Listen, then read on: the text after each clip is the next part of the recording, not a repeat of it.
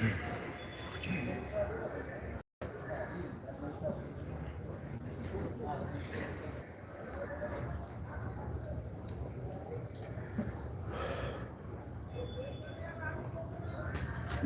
राधा माधव कुंज बिहारी गोपीजन वल्लभ गिरिवरधारी। जय राधा माधव कुंज बिहारी गोपीजन वल्लभ गिरिवरधारी। जय राधा माधव कुंज बिहारी गोपीजन वल्लभ गिरिवरधारी।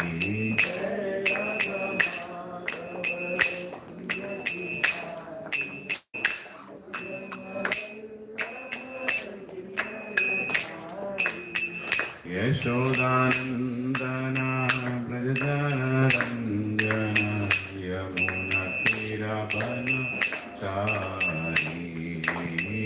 यशोदानंदन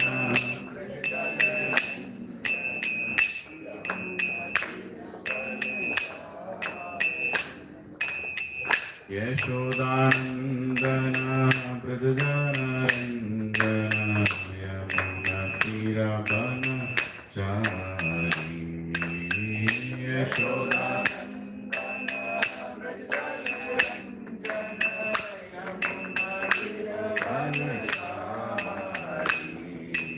जय राधा माधव कुंज बिहारी गोपीजन वल्लभ गिरिवरधारी। जय राधा माधव कुंज बिहारी गोपीजन वल्लभ गिरिवरधारी। यशोदानंदन व्रजरंजन यमुनातीरवनचारी। यशोदानंदन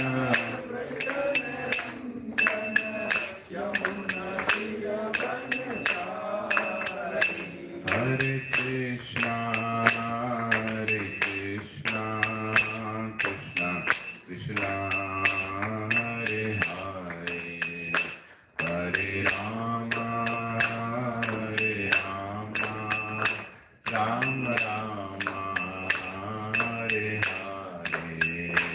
हरे कृष्णा कृष्णा कृष्णा हरे हरे हरे राम राम राम हरे हरे। हरे कृष्णा कृष्णा कृष्णा हरे हरे हरे राम राम राम हरे हरे। हरे कृष्णा कृष्णा कृष्णा हरे हरे हरे राम राम राम हरे हरे। हरे कृष्णा कृष्णा कृष्णा हरे हरे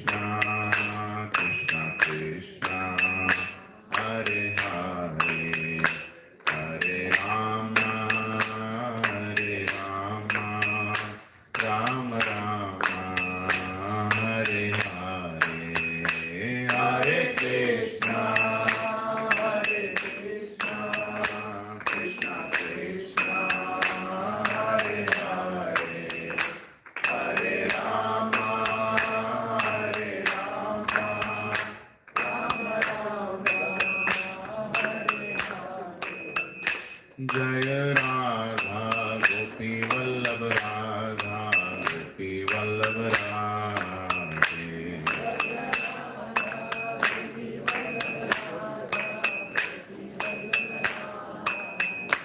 जय जगन्नाथ जगन्नाथ बलदेवा जय सुभद्रा जय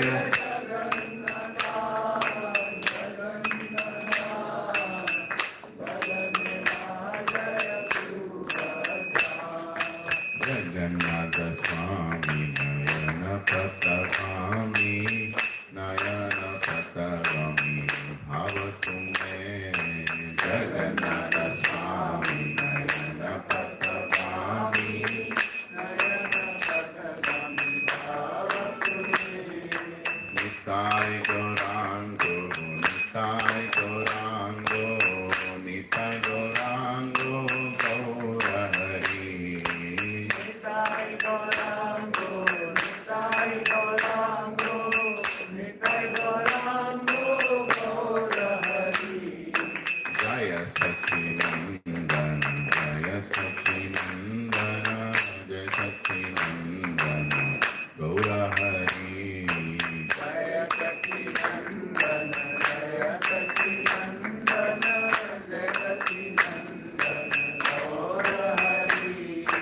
पतित पावन पतित पावन पतित पावन गौर हरि। पतित पावन पतित पावन पतित पावन गौर हरि। जय जय प्रभुपाद प्रभुपाद प्रभुपाद जय जय प्रभुपाद। जय जय प्रभुपाद प्रभुपाद प्रभुपाद जय जय प्रभुपाद। जय जय गुरुदेव गुरुदेव गुरुदेव जय जय गुरुदेव। जय जय गुरुदेव गुरुदेव जय जय गुरुदेव। निताय गौरा हरि बोल हरि बोल हरि बोल निताय गौर हरि बोल निताय गौर हरि बोल हरि बोल हरि बोल निताय गौर हरि बोल। श्री श्री राधा गोपी वल्लभ की जय। श्री राधा मदन मोहन की जय। श्री जगन्नाथ बलदेव सुभद्रा मैया की जय। श्री गौर निताय की जय। श्रील प्रभुपाद की जय। अनंत कोटि वैष्णव वृंद की जय। श्रीमद् भगवद गीता ग्रंथ की जय। निताय गौर हरि प्रेमानंद। ओम अज्ञानतिमिरान्धस्य ज्ञानाञ्जनशलाकया चक्षुरोन्मिलितं येन तस्मै श्रीगुरवे नमः। श्रीचैतन्यमनोभीष्टं स्थापितं येन भूतले स्वयं रूपा कदा मह्यं ददाति स्वपदान्तिकं।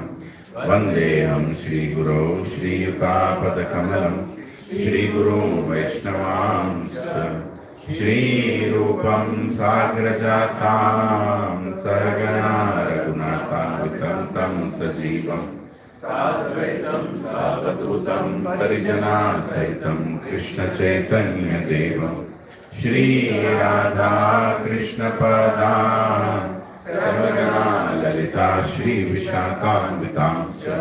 हे कृष्णा करुणा सिन्धु दीनबन्धु जगत्पते गोपेशा गोपिका कांता राधा कांता नमोस्तुते। तप्त कांचना गौरांगी राधे वृंदावनेश्वरी वृषभानुसुते देवी प्रणमामि हरिप्रिये। वाञ्छाकल्पतरुभ्यश्च कृपा सिन्धुभ्यः च पतितानां पावनेभ्यो वैष्णवेभ्यो नमो नमः। जय श्री कृष्णा चैतन्य प्रभु नित्यानंद श्री अद्वैत गदाधर श्रीवासादि गौर भक्त वृंद। हरे Krishna Krishna Krishna Hare Hare Hare Ram Ram Ram Hare Hare. Om Namo Bhagavate Vasudevaya. Om Namo Bhagavate Vasudevaya. Om Namo Bhagavate Vasudevaya. Om Namo Bhagavate Vasudevaya. Om Namo Bhagavate Vasudevaya. Om Namo Bhagavate Vasudevaya. Narayanam Namaskritya Narayanam Namaskritya Naram Chaiva Narottamam Naram Chaiva Narottamam Devim Saraswatim Vyasam Devim Saraswatim Vyasam Tato Jayamudhiraye Tato Jayamudhiraye Nashtaprayeshu Bhadreshu Nashtaprayeshu Bhadreshu Nityam Bhagavata Sevaya Nityam Bhagavata Sevaya Bhagavati Uttama Shloke Bhagavati Uttama Shloke Bhaktir Bhavati Naishtiki Bhaktir Bhavati Naishtiki Krishnaya Vasudevaya Krishnaya Vasudevaya Devaki Nandanaya Cha Devaki Nandanaya Cha Nanda Gopah Kumaraya Nanda Gopa Kumaraya Govindaya Namo Namaha Govindaya Namo Namaha Namah Pankajanabhaya Namah Pankajanabhaya Namah Pankajamalini Namah Pankajamaline Namah Pankajanetraya Namah Pankajanetraya Namaste Pankajangre Namaste Pankajangre Namo Mahabadanyaya Namo Mahavadanyaya Krishna Prema Pradayate Krishna Premapradayate Krishnaya Krishna Chaitanya Krishnaya Krishna Chaitanya Namine Gauratvishe Namaha Namine Gauratvishe Namaha Namo Brahmanyaya Devaya Namo Brahmanyaya Devaya Gau Brahmana Hitaya Cha Brahmanayaya Cha Jagadhitaya Krishnaya Jagadhitaya Krishnaya Govindaya Namo Namaha Govindaya Namo Namaha Nama Om Vishnupadaya Namah Om Vishnupadaya Krishna Prashnaya Bhutale Krishna Prasthaya Bhutale Srimate Bhakti Vedanta Srimate Bhakti Vedanta Swami Niti Namine Swami Niti Namine Namaste Saraswati Deve Namaste Saraswati Deve Gauravani Pracharine Gauravani Pracharine Nirvishesha Shunyavadi Nirvishesha Shunyavadi Pasyatya Deshatarine Paschatya Deshatarine Jai Shri Krishna Chaitanya Jai Shri Krishna Chaitanya Prabhu Nityananda Prabhu Nityananda Shri Advaita Gadadhara Shri Advaita Gadadhara Shrivasadi Gaura Bhakta Vrinda Srivasadi Gaura Bhakta Vrinda Hare Krishna Hare Krishna Hare Krishna Hare Krishna Krishna Krishna Hare Hare Krishna Krishna Hare Hare Hare Rama Hare Rama Hare Rama Hare Rama Rama Rama Hare Hare Rama Hare Hare Hukum karoti vachalam pangum langayati girim yatkripahatamaham vande Shri Guru Dintarinam Shri Paramananda Madhavam Shri Chaitanya Ishwaram Om Pavitro Pavitro Va Sarvavastham Gatopi Va Yatsmaret Pundarikakshah Sahavyabhyantaram Shri Vishnu Shri Vishnu Shri Vishnu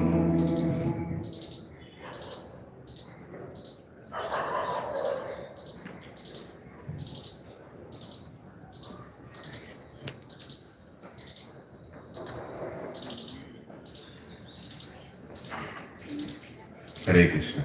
Hare Krishna. Thank you for coming. So today we are reading third chapter, third verse. I just read the translation of the beginning two verses where Arjuna is asking the question. First verse.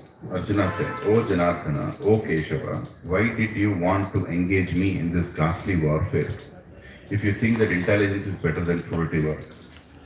Text 2. My intelligence is bewildered by your equivocal instructions. Therefore, please tell me decisively which will be most beneficial for me. So these are the two questions Arjuna is asking. Why should I do the war? When you are talking about jnana, dhyana, everything is good. Why should I even get into all these things? So I request Mohan Prabhu to read the third verse. They will repeat. Sri Bhagavan Uvacha Shri Bhagavan Lokesmin vividha nishta Lokesmin Vividha Nishta Pura prokta mayanagha Pura Prokta Mayanaga Jnana yogena sankhyanam Jnana Yogena Sankhyanam Karma yogena yoginam. Karma Yogena Yoginam. Thank you, Prabhu. Translation purport by His Divine Grace A.C. Bhaktivedanta Swami Srila Prabhupada ki Jai. Please repeat after me. The Supreme Personality of Godhead said, O sinless Arjuna, I have already explained that there are two classes of men who try to realize the self. Some are inclined to understand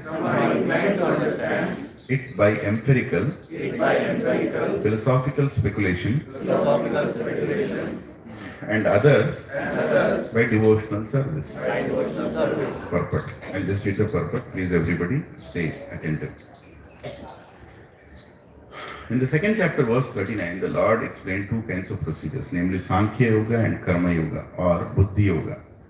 In this verse, the Lord explains the same more clearly. Sankhya Yoga, or the analytical study of the nature of the spirit and matter, is a subject matter for persons who are inclined to speculate and understand things by experimental knowledge and philosophy. The other class of men work in Krishna consciousness, as it is explained in the 61st verse of the second chapter.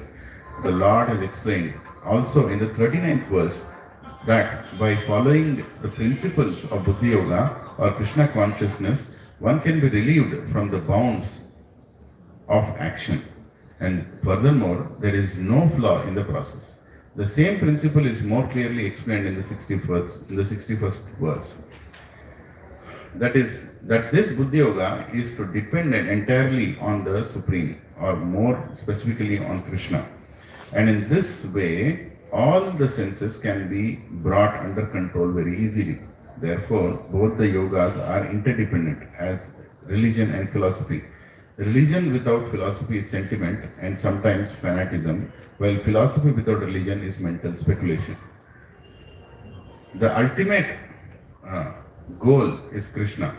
Because the philosophers, who are also sincerely searching after the absolute truth, come in the end to Krishna consciousness. This is also stated in the Bhagavad Gita. The whole process is to understand the real position of the self in relation to the super self. The indirect process is philosophical speculation, by which gradually one may come to the point of Krishna consciousness, and other process is directly connecting everything with Krishna in Krishna consciousness.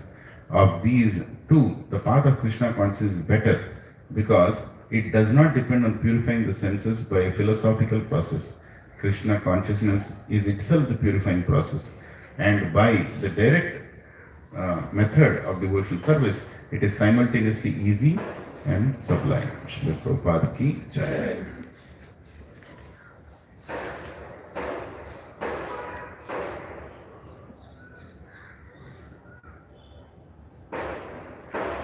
Hare Krishna. So, the answer is being given by Lord Krishna. I have already explained there are two classes of men. Some try to attain or understand you by philosophical speculation, Sankhya Yoga, right? And some by devotional service. Both these ways you can go to God, but easier one is devotional service. That is understanding who is God and surrendering to God. That's more easier, no? See, philosophical speculation means people have the tendency. The tendency is also coming from Krishna only, right? We're all part of Krishna. So Krishna's different qualities are prominent in different one of us in different ways, right? So we cannot really ridicule people who are behind Sankhya Yoga, because that is how their nature is, right? But among all of them, the one who takes to Krishna's devotion is the most intelligent, or the most advanced. Because when you surrender to Krishna, everything is taken care. You don't have to worry about what astra hai, how is my rath, from which side I should attack. Krishna is in front of me. What is there to, do all that. So analytical knowledge is good, but analytical knowledge should ultimately lead to devotion. For example, in Bhagavad Gita, after finishing 12 chapters, actually Bhagavad Gita is completed. Krishna has told who is God, who is He, and how to please Him. Everything is mentioned in the 12th chapter. But after that, He again starts speaking about Buddhi Yoga. He starts giving more knowledge. Why? Because His knowledge should protect us from deviating. Knowledge is very important.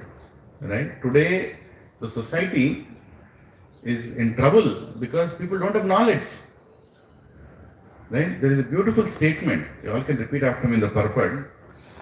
In one line, Prabhupada gave such a amazing, that's the greatness of an Acharya.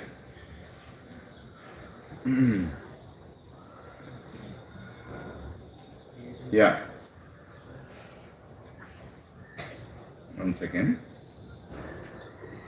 Yeah, repeat after me. Religion without philosophy is sentiment. And sometimes fanaticism. While philosophy without religion is mental speculation. Right? We can talk about this for like hours and hours. Prabhupada just concluded everything in one statement. That's the greatness of an Acharya. In 1960s, sitting in New York without any help, he's translating Bhagavad Gita and he's putting this statement. So what does it mean? Religion without philosophy is sentiment. Philosophy means what?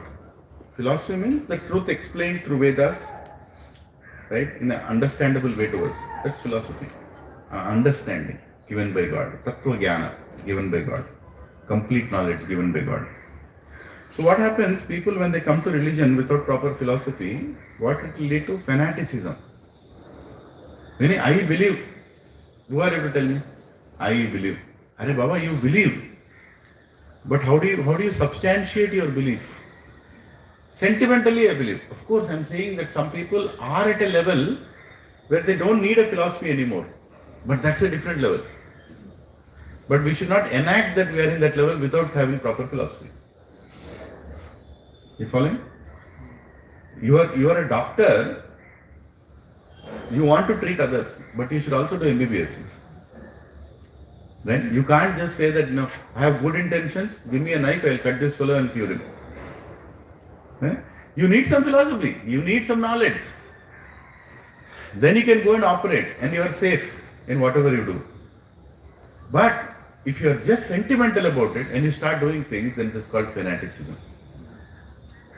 Today all these Abrahamic religions, what are they? They are religion without philosophy.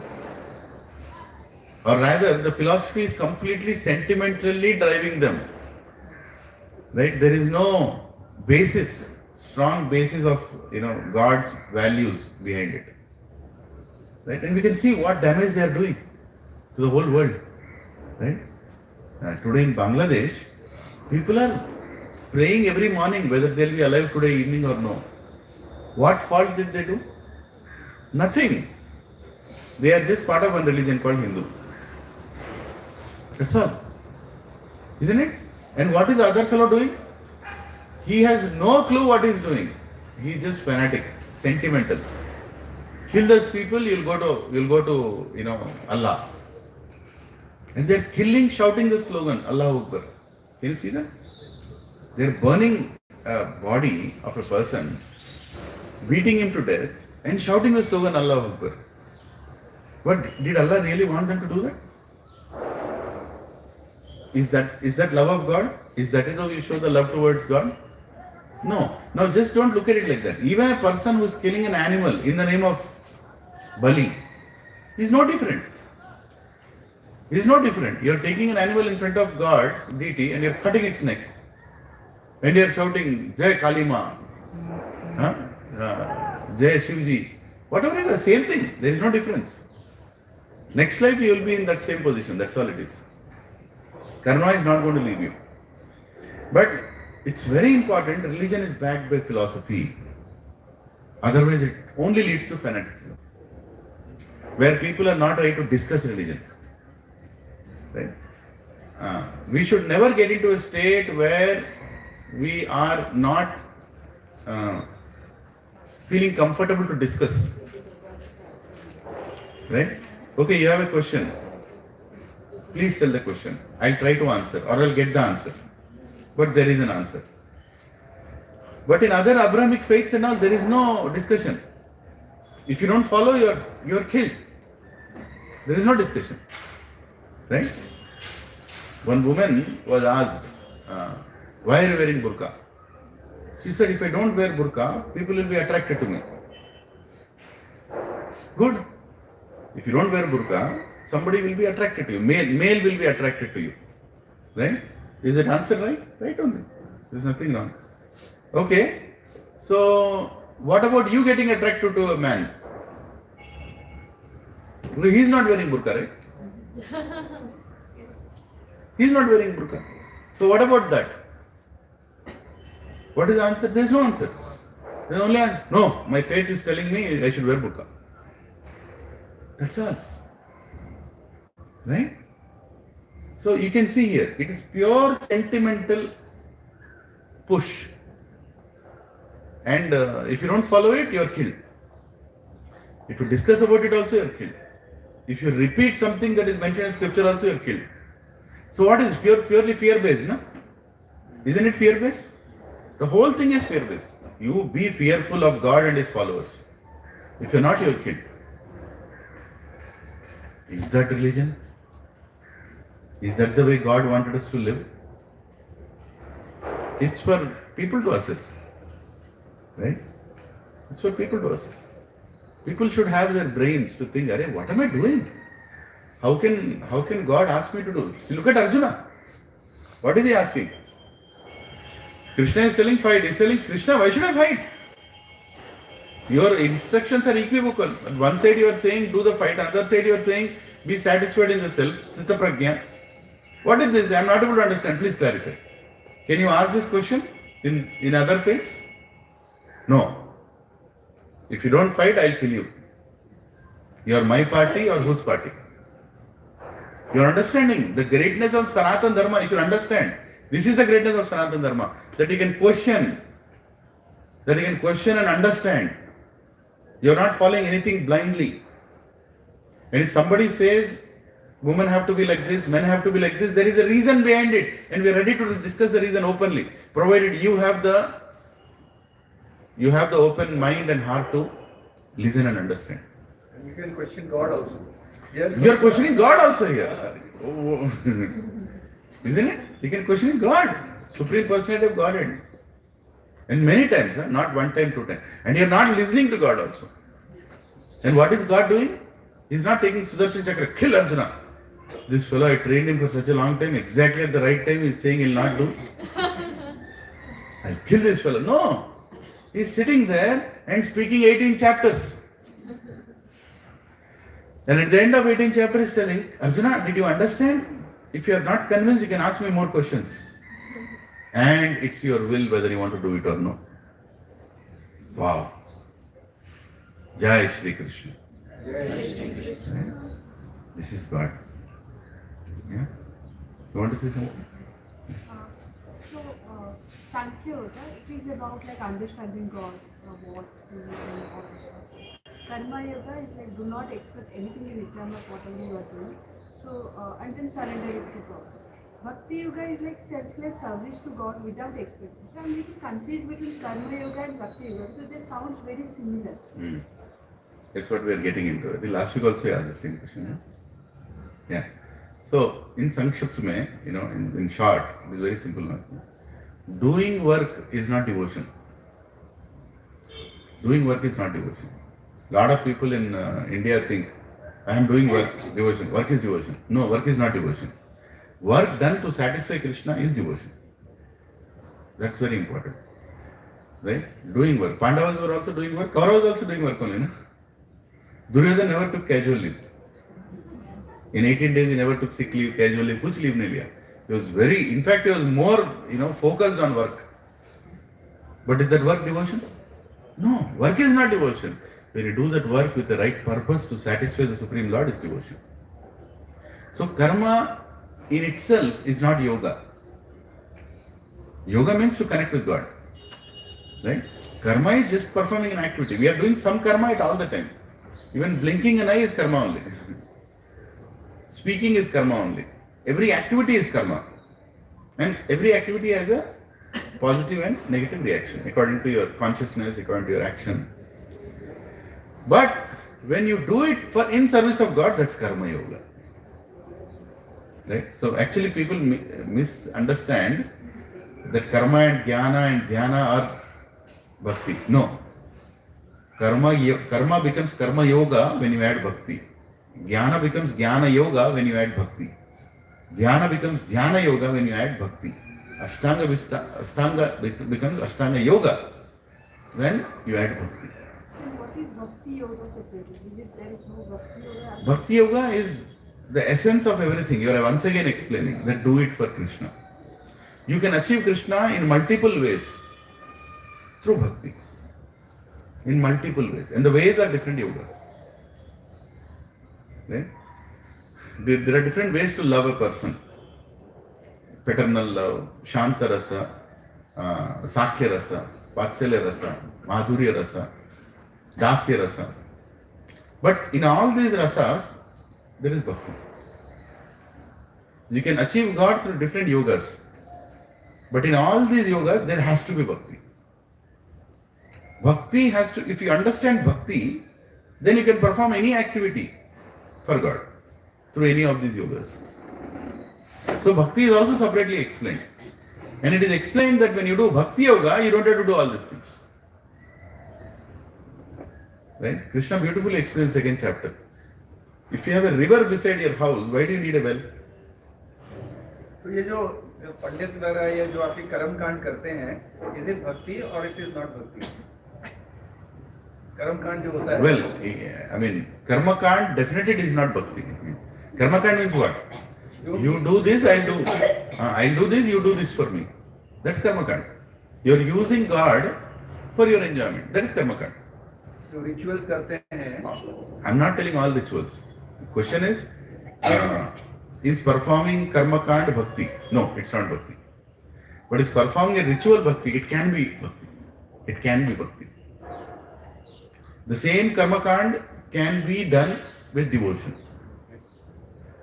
But you have to perform. Yajñārtha karmano anyatra lokoyam karma bandhanah tadartha karma kaunteya mukta sangha samachari. It comes in third chapter. It says you perform, but perform it for satisfaction of Vishnu. Don't just perform for your own happiness. Why Krishna is more happy with devotees than even with devatas? Even devatas are not as favorite to Krishna as much as devotees. Because even devatas call Krishna for whenever they are in trouble only. Isn't it? Whenever the Indra is losing his position, immediately he'll go and do a big yajna. Hey Krishna, please come and save me. Right? You think Krishna is happy with such kind of yajna? No. Like, you are asking, okay, I gave you a position to save that position and asking, okay, I'll come and do it. But a devotee, a pure devotee, he never does anything for his own desire. He does it only for Krishna's satisfaction. Only for Krishna's satisfaction. Yeah.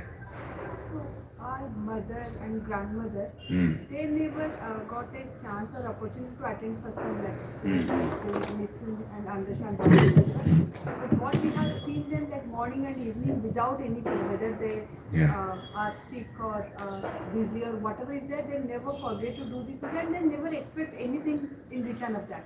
So they would do Mangal Aarti, all those like rituals, everything, morning, evening, without fail, wherever it is, like whatever matters.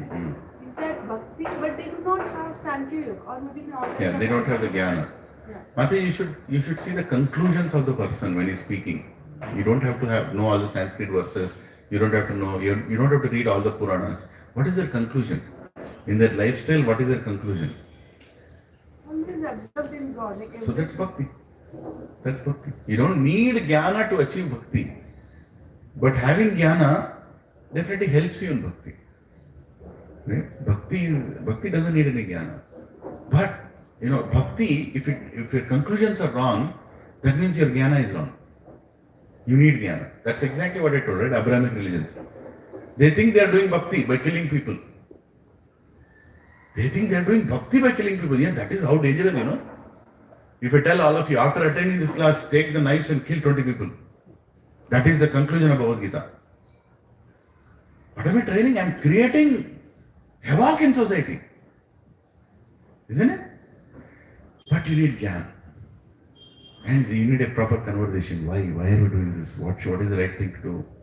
You know? So, basically, you should see the conclusions of people, how they're concluding their life, how they're approaching it, good and bad in life, how their disposition towards God is not changing with good and bad in life. That will explain whether they are in bhakti or not. Right? See, you got into some trouble. You are coming to Satsang every Saturday. You got into some trouble. And the trouble is becoming more and more and more. Financial or health, something like that. And suddenly one person came and told, hey, Saturday morning that Baba is there. Let's go there. Immediately, what did I get by going to Satsang? I was sitting for 2 hours. That fellow was eating my brain. After that, I didn't get anything. That Krishna is there or no, I don't know. Maybe that Baba will fix me. Right? And then you go to that Baba. And then your problem is fixed. Your problem is fixed. And you think, see, I did the right thing. Yeah, Krishna and all are bogus. Baba is the best. Baba is the source of all Krishnas. Right? Baba is. What just happened here? You are never fixed in devotion.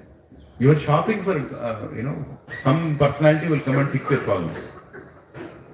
Amazon shopping, right? Baba shopping, like that, or some kind of fake shopping. You never understood the essence. Right? How are people getting converted to Christianity? Where do they get converted to Christianity? In hospitals. When they are the most dire situation, they don't know what to do. They'll go and tell, oh, come and do this. He is the savior of all. He'll give his blood. Come and somehow his problem is fixed and he gets converted. Religion without philosophy is sentiment. Right? That's the problem. But when you read Bhagavad Gita, you understand Bhagavad Gita, then your conclusions are right. So our ancestors, Mataji, actually, they were brought up with such good consciousness that the philosophy was imbibed into them through culture only. The culture itself was so strong, there was no need for a Bhagavad Gita class. Or rather, they used to hear Harikatha every day. In the village there was Harikatha. They used to hear Ramayana. They used to hear Mahabharata. They used to hear Bhagavad. Every day they used to hear.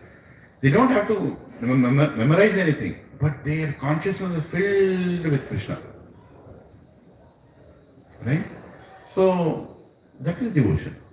And regularity comes when there is devotion. Of course, sometimes regularity also comes, as a karma-kandic act. But then, the pure reason, somebody is cooking for God every morning, that only happens when there is devotion. But that devotion can be tinged with some mental speculation. But if you get right philosophy, that devotion will become strong. It will not get flickering. Monday one Baba, Tuesday one Daba, Thursday one Amma. This all will not happen. When you understand, Ishwaraha Paramaha Krishna Satchitananda Vigraha Anadir Adir Govinda Sarvakarana Karanam. Khatam. Philosophy ends there. He is the Sarvakaran Karan. Where is the question of going and doing this and that?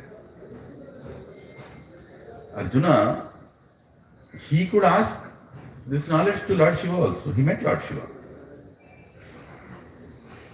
Lord Shiva didn't give him this knowledge. Lord Shiva knows who is God. He came to please Krishna, to give Pashupatastra. He came to please Krishna. He said, I am giving you because you are a devotee of Krishna. And I am also a devotee of Krishna. Right? So, devotion comes when you have proper understanding. Especially in today's day and time when culture is butchered. There is no culture anymore in the houses. You need these classes. In earlier days, you don't need these classes. The culture itself taught you many things. Appreciating nature, annad bhavati bhutani, parjanya vanya sambhava.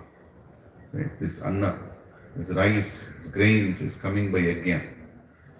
Right? And who is giving that? God is giving that. So even in agriculture, you are able to see God. When you are cooking rice, you would only cook how much is needed.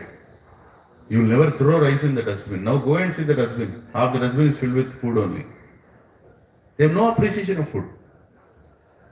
In earlier days, You never throw food. You somehow or the other way you will use that, whatever is remaining also. Right? If rice is remaining, I still remember my grandmother used to put some salt in it and dry it in the sun and make papad out of it. I don't know if you all, different ways. Yeah, that is devotion. That is devotion. Nothing in the house is gone in. Our dustbin size was how much? This much. Now the dustbin size is how big? Have you seen a dustbin in America? Anybody? Anybody went to America here? Right? Their dustbin size is so big and it fills every day. Every second day they will take the dustbin and throw it. That means what? They don't have value for what they are using.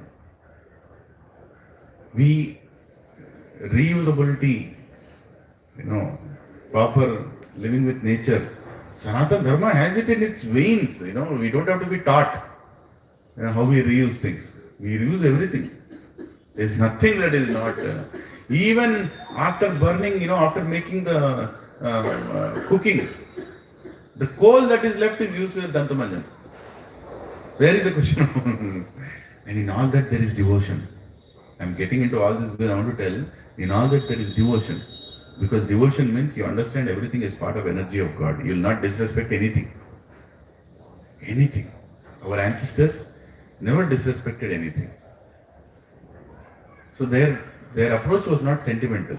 They were highly philosophical, but they never spoke about it. They just followed it because they were convinced that this is what it is. And the food waste, right? People used to say Annam Parabrahman. Annam Parabrahman. Even now, when something is wasted, sometimes somebody served a lot, or when you're eating you didn't feel good, you have some fever or anything, you cannot. What do I do? When you throw it also, you throw it in the the flowers also, you throw it in the plant, it becomes manure. And then even the food, you throw it on some land. You don't put it in a plastic cover and put it in. No, you throw it in the land. Some animals will eat, some germs will eat, some ants will eat, and they get human birth. They are not supposed to get human birth, but because they ate prasad, they get human birth. Next, Durlabha Manushya, through mercy of a devotee.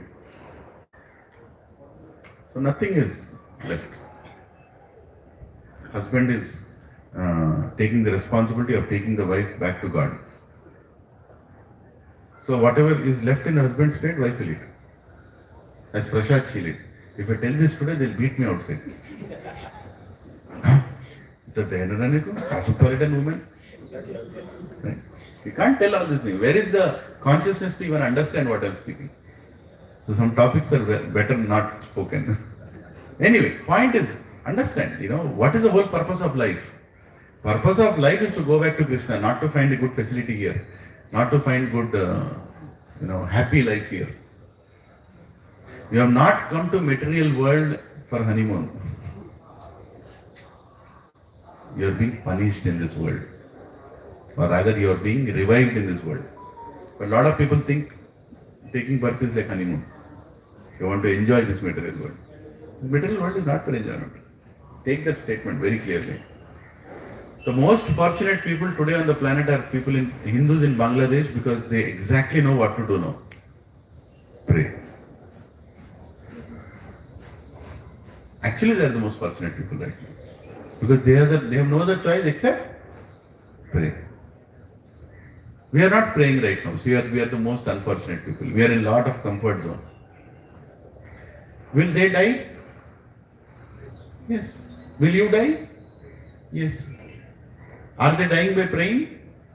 Yes. Are you dying by praying? Who is more fortunate? That's why Kunti Maharani is telling, Krishna, give us more troubles. Give us more troubles. One person was burnt to death. Very unfortunate. Pandavas were planned to be burnt alive in Lakshagriha. By whom? By his own brothers. By their own, by the sanction of their own uncle, Dhritarashtra. Is that not violence? Did it not happen? Their wife was disrobed in Rajya Sabha. Forget about some room or some outside or some jungle. In Rajya Sabha. where justice has to happen. A place where justice is delivered in Rajya Sabha. Can you imagine that happening in Supreme Court? Can you imagine a woman being raped in Supreme Court in front of the judge? Can you imagine? That's even worse because the Supreme Court also doesn't know what judgment it's giving. Some judgments are really ridiculous. Some judgments are good. But then there is a bent, there is some force. Law is law, but then it's not greater than God's law. Any given day. Right? So in such a place, their wife is being Divya Janya Draupadi. She's not an ordinary lady who took birth from some womb. She appeared from fire. Such a great, pure Vaishnavi, Sakhi of Supreme Lord. He used to call her Krishe. Another name was Krishe. Such lady was being, abused in Rajya Sabha.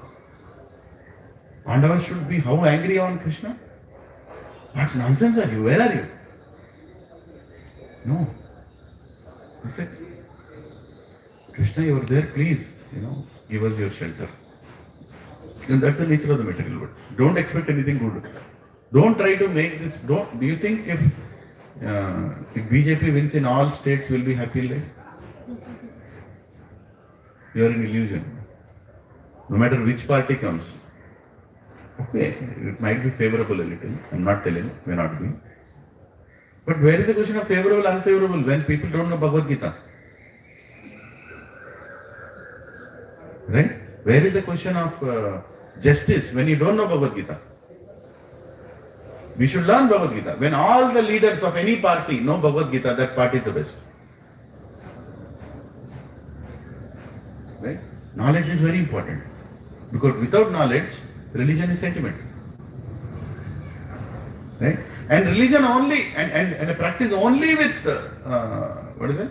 Prabhupada is saying very beautifully, is saying, while philosophy without religion is mental speculation. Where only philosophy is there, no religion is there. This is another extreme. Religion means what? What is the meaning of religion? To love God. To love God. That is religion. You don't have to put a big definition. These days you go to internet, people give half an hour definition of religion, you don't know what is religion only. Religion means what? To love God. Ways to love God. That's all is religion. Templates to love God. Proven, I told this in the past. Proven templates to connect with God is religion. Proven templates. Means what? What does it mean proven templates?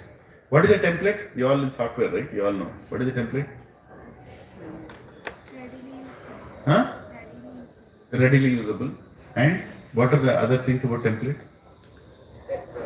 Huh? Set process. And what else comes to your mind? Why do you use a template? Reusable.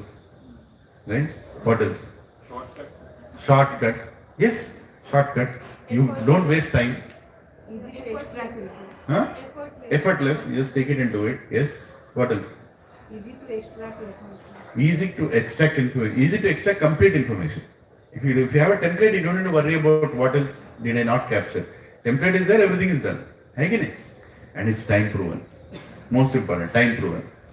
10 years back somebody used, now also I'm using. It works. In mechanical engineering, it is the one which takes us to the goal. Yeah, it is the one who takes it to the goal. Simple. All your great professors in the past, all the great intelligent people, they formulated, they compiled the entire thing into a template. You put the information in the template, you automatically get the needed results because the template is capturing whatever you need. You might be thinking, probably engineering class like that. This is devotion. Religion is filled with templates.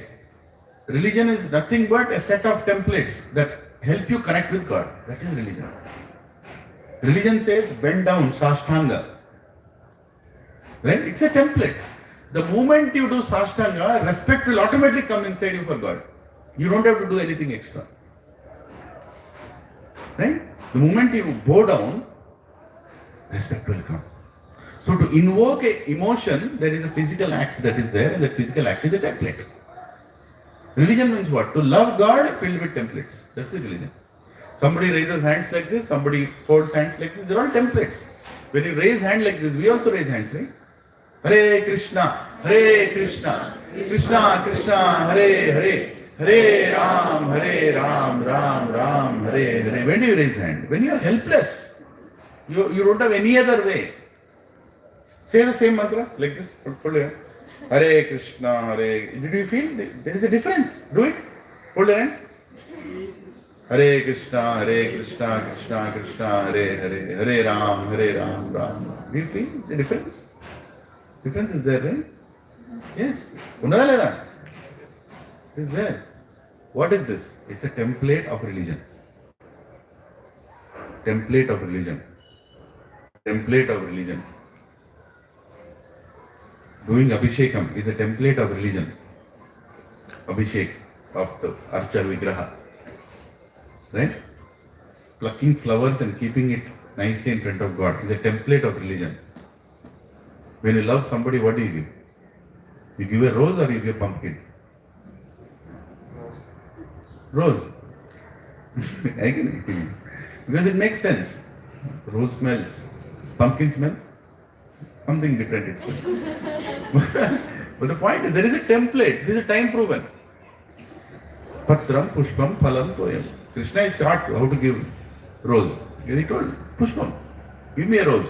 Give me a nice flower. I will accept it, provided it is with devotion. Yome Bhakta Pranasya. Right? So, religion is filled with templates, time-proven templates to invoke love towards God. That is religion. And when you add philosophy into it, you experience that religion. So nice, I'm doing this. You start experiencing that. Right? So, very important. But you're only doing it without any, understanding, then that's fanaticism. That's mental speculation. You need to know the full thing. Religion you should know philosophy also. Then together you are strong. You are unshakable then. That's exactly what Krishna did to Arjuna. He entered the war with revenge. He wanted to kill the Kauravas because, they took my kingdom, they tortured my wife, they tried to kill my mother, they insulted Krishna. I am not going to spare this fellow there. Kill them like anything. And what happened when he went in front of them? He forgave them. It was both sides of the coin, no? Revenge, forgiveness. He just flipped the coin. And Krishna came there and gave the philosophy. That why you should do the war. Even though you can forgive, but that forgiveness actually means you should kill them. Because they will be relieved from their karma. Bad karma. Kill them. Right? I have already done all the forgiveness, Arjuna. I have already gone and negotiated everything. All the discussion is done. Now is the time to act. But act not as an act of revenge. Act as an act of, service to God. Philosophy. Very important. That is why Gita is the greatest book ever spoken. Sarva Upanishado Gavo Dukta Gopalanandana Partho Vatsa Sudhir Bhukta Dukta Gita Amritam Mahat. Who is telling this? Lord Shiva is telling Shankaracharya. There is nothing higher than Gita. Eko Shastra Devaki Putra Gita. There is only one Shastra. Shankaracharya is telling. Devaki Putra Gita. There is no discussion on that. Everything does. Everything does. Provided you read, na.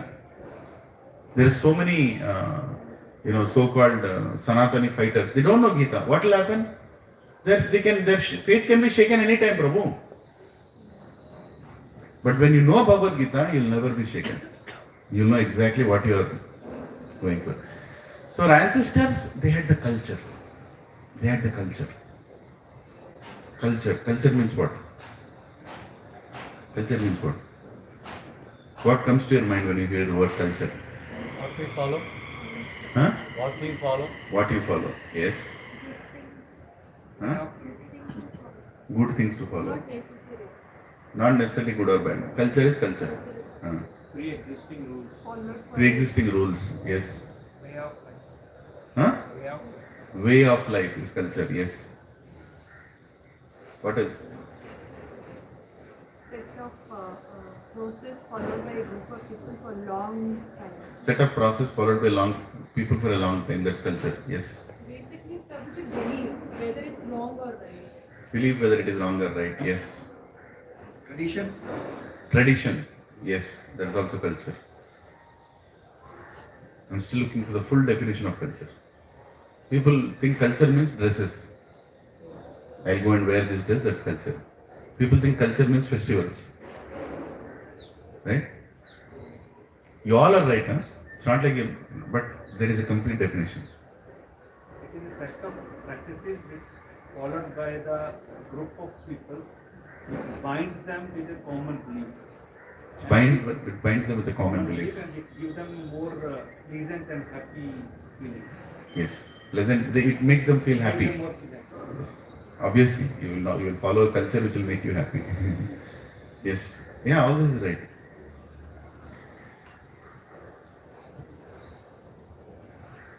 Okay. Repeat after me. Culture means following a process in a perfect environment to achieve a goal. This is culture. 3 things. Following a process in a perfect environment to achieve a goal. When these 3 things come together, it's culture. Even if one of them is missing, it's not culture. It is fanaticism, it is sentimentalism, all these things will come. What is it? Following a process in a perfect environment to achieve a goal. Okay? Okay.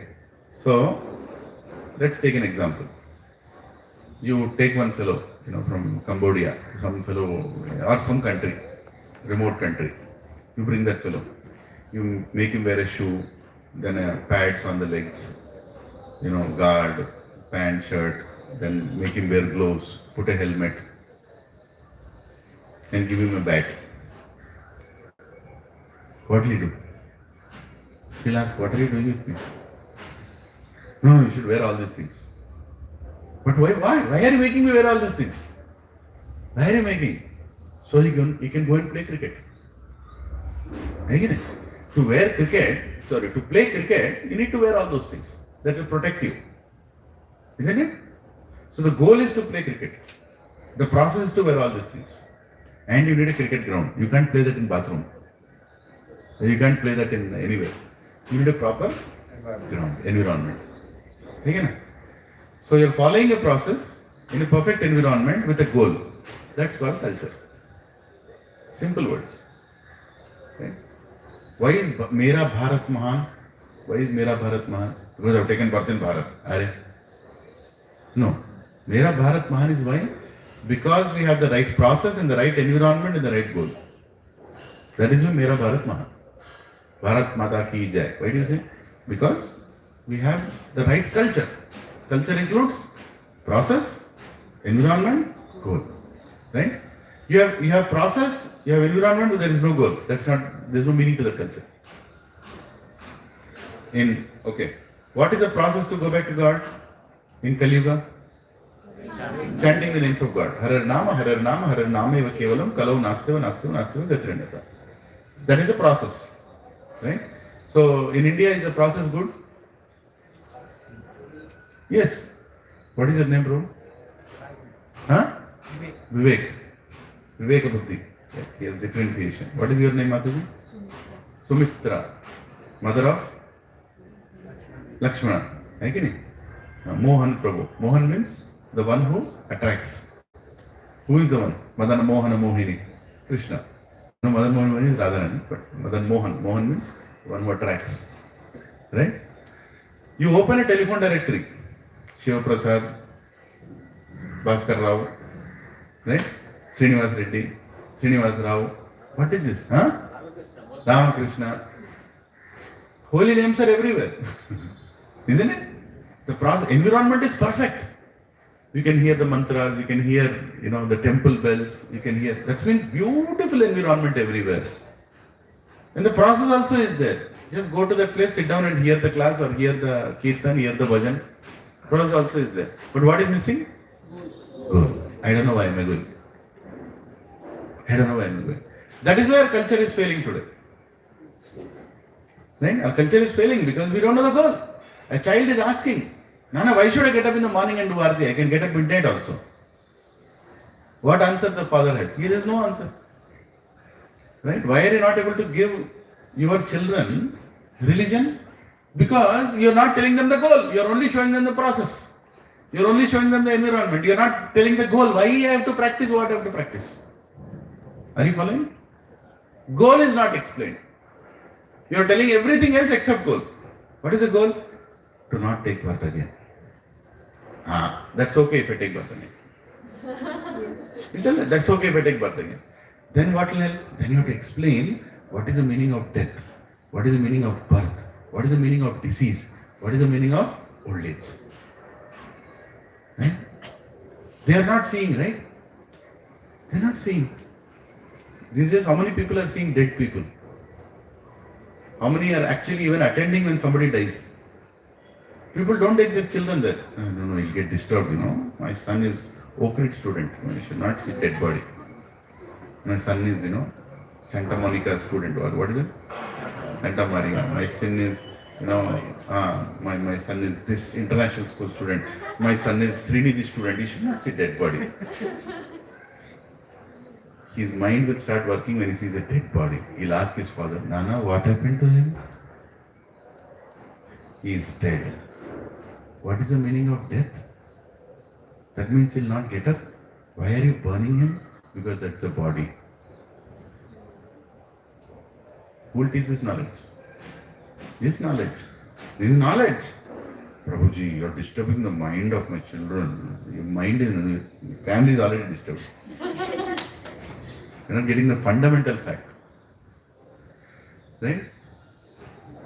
Son is in America. Daughter is in Australia. You are dying here. How will you see death?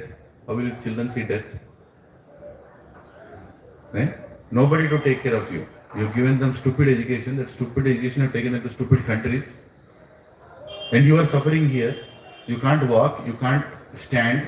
You are having neck pain. You are having heart pain. You are having this pain. And you are going to old age home.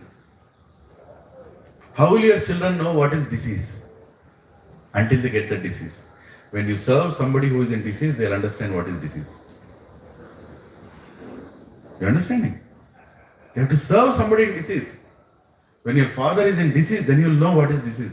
My God. And then you know what to say? I will also get it one day.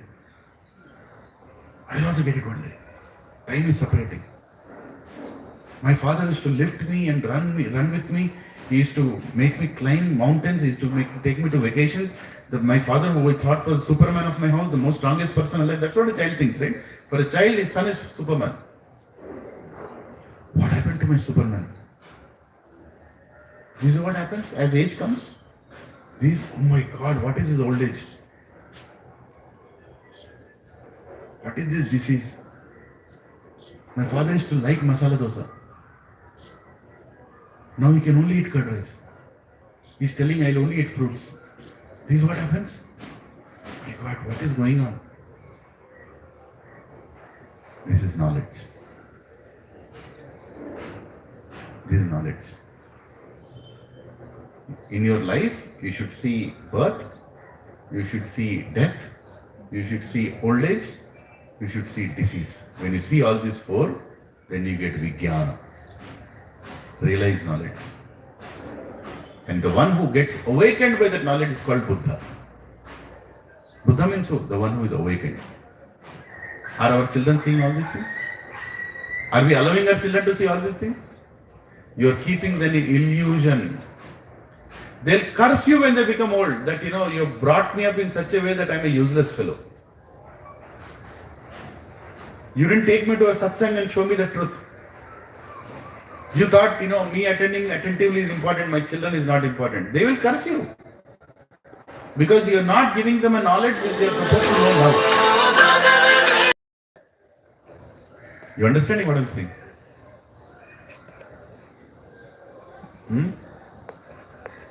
You want to give them international education.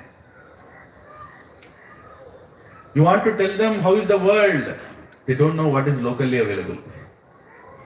You are teaching them geography. They don't know what is the local fruit. They don't know what is around their house. Again, we are completely keeping them in illusion. We are a failed parent. What did you do? I created a child who can earn money, fix his life, and help me when I need money. That's all it is. You are using your children. You are not delivering your children. You are not actually delivering the children. You are using them. They are using you, you are using them. So suffer. This is a hard truth. Suffer.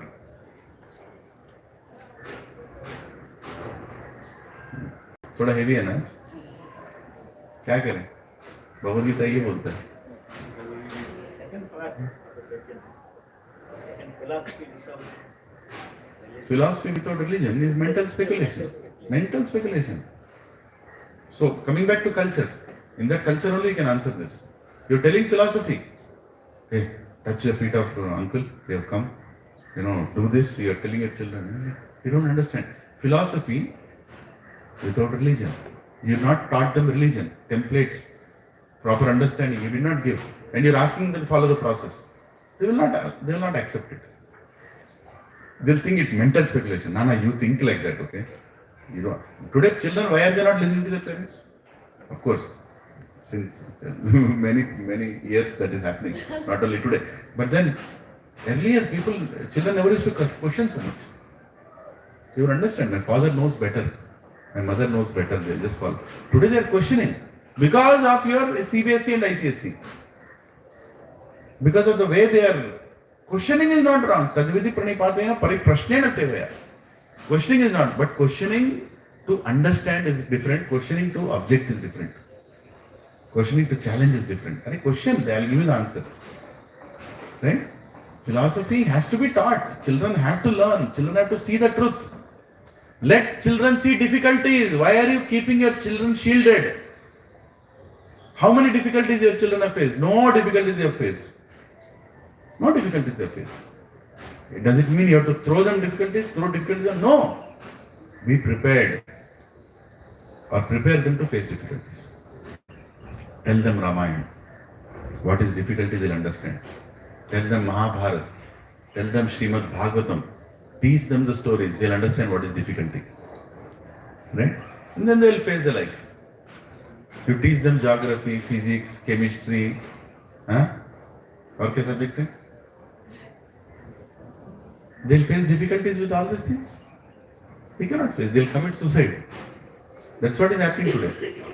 People face difficulties, they go and commit suicide. Or they do something very dangerous things for themselves and the society. Recently, one fellow in China or I don't know, in Japan, he took a knife and he started stabbing people in public. He just kept his bag down, removed the knife, big sword, and he killed 12 people on the road. Because he got crazy. He got crazy. And nobody is understanding my problems. This world is a bad place, I'll kill everybody. In America, that's another second incident every day. Right? Most advanced country, so-called advanced country, where 33% people are psychos. Psychiatric problems. I'm not kidding. WHO statistic is saying, I heard this from a senior person. 33% people in America go to a psychiatrist. Meaning every third fellow who is a psychiatrist is also going to a psychiatrist. And that country has the maximum guns in the houses. There are more guns in the houses of America than American army. Do you know that? There is a statistic. There are more guns in the houses of Americans than Army of America. Can you imagine living in a society where 1/3 people are psychos with their guns in their houses? My son should do IIT and he should do MS in America. He should settle in psycho country. Why? Why? It's just a matter of time they'll come out. One fellow, when I was there in America, one child, he took a gun, went to his mother's house, mother's school, he killed his mother, he killed children, left, right and center, in Hartford, Connecticut. In 2013, I think, 12 or 13 it happened. One of the shootings, don't think it happened then, bro. No, it happened last month also. Go and search internet, you'll find it. Shootings in America. He got angry on his mother because his mother is not giving him love. Because mother married somebody, left that fellow, and he is gone, not taking care of him. And the only thing he knew is to play video games. And the most famous video games are shooting games. Whole day and night the child was playing video games with shooting. It's a true story. I'm not making it up. You can browse and see Hartford, Connecticut school shooting, you read.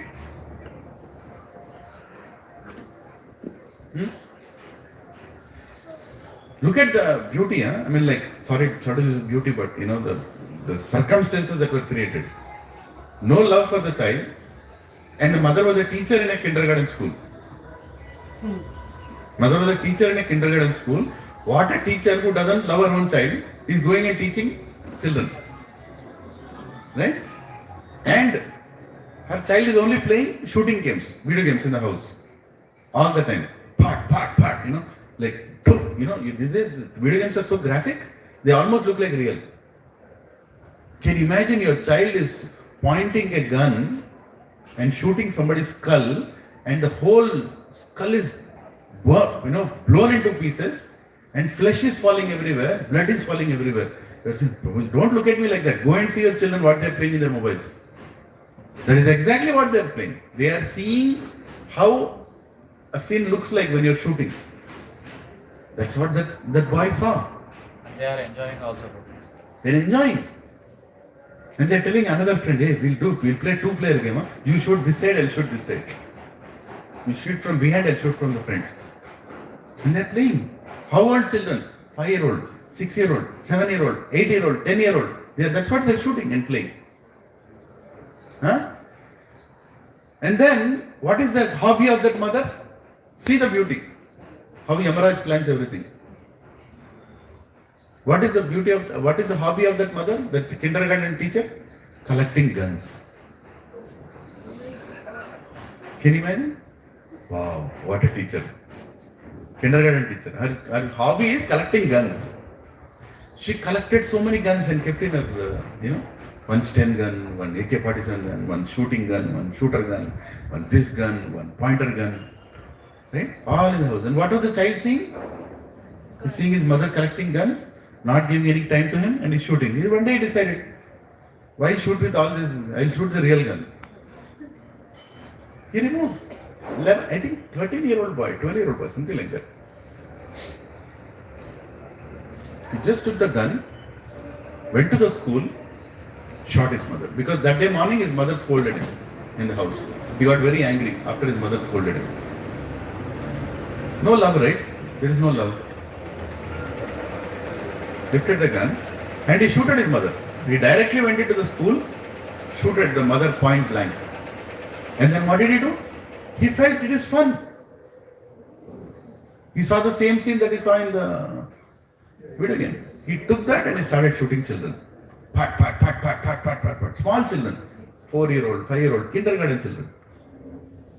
You know, I think 20 or 30 children he shooted.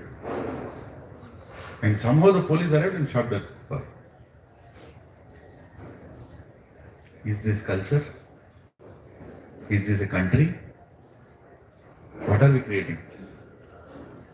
And the gun laws of that country is what? Anybody can protect himself by buying a gun. Do we need gun to protect ourselves? Is that a country to live where you need a gun to protect yourself? How many houses in India have a gun today? Be my guest, become westernized. You will have a gun. You will need a gun. You will need a gun. In America, if you trespass, it's legally allowed to kill. You know? If you trespass, you have a gun, you can actually kill that fellow. All you have to prove is he has trespassed. Are you living in such kind of fear that somebody will come into your house and kill you? So you have to kill that fellow? Is that called advancement? No. How many are giving this kind of definition of America to their children when they are young? No. America will land of dreams. So be in a dream. I'm not against America, but I'm telling you the facts. Facts are facts. You can't deny those facts. Right? Western countries are like that. Purely materialistic. Godless civilizations. And they will do anything for finding their happiness. What are they doing right now? All these wars are being created by whom? America only. Who is funding Pakistan? America. Who is funding Bangladesh right now? America only. Why are they doing that? They don't want India to become powerful. India has to be caught into some war. They know if you are caught into a war, you can never advance. All your money will be spent on arms and ammunition.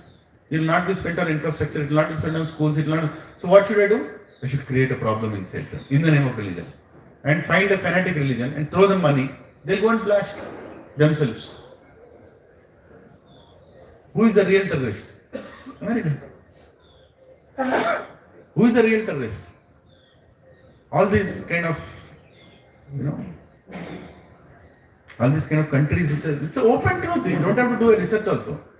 It's open truth. It's being spoken in news. Did America supply money to Pakistan or no? Then what is it doing? What is it doing? It's funding terrorism. Right? You're talking, I'm fighting against terrorism. Where is the fight against terrorism? When you're directly, why am I speaking all this in a Bhagavad Gita class? I don't know.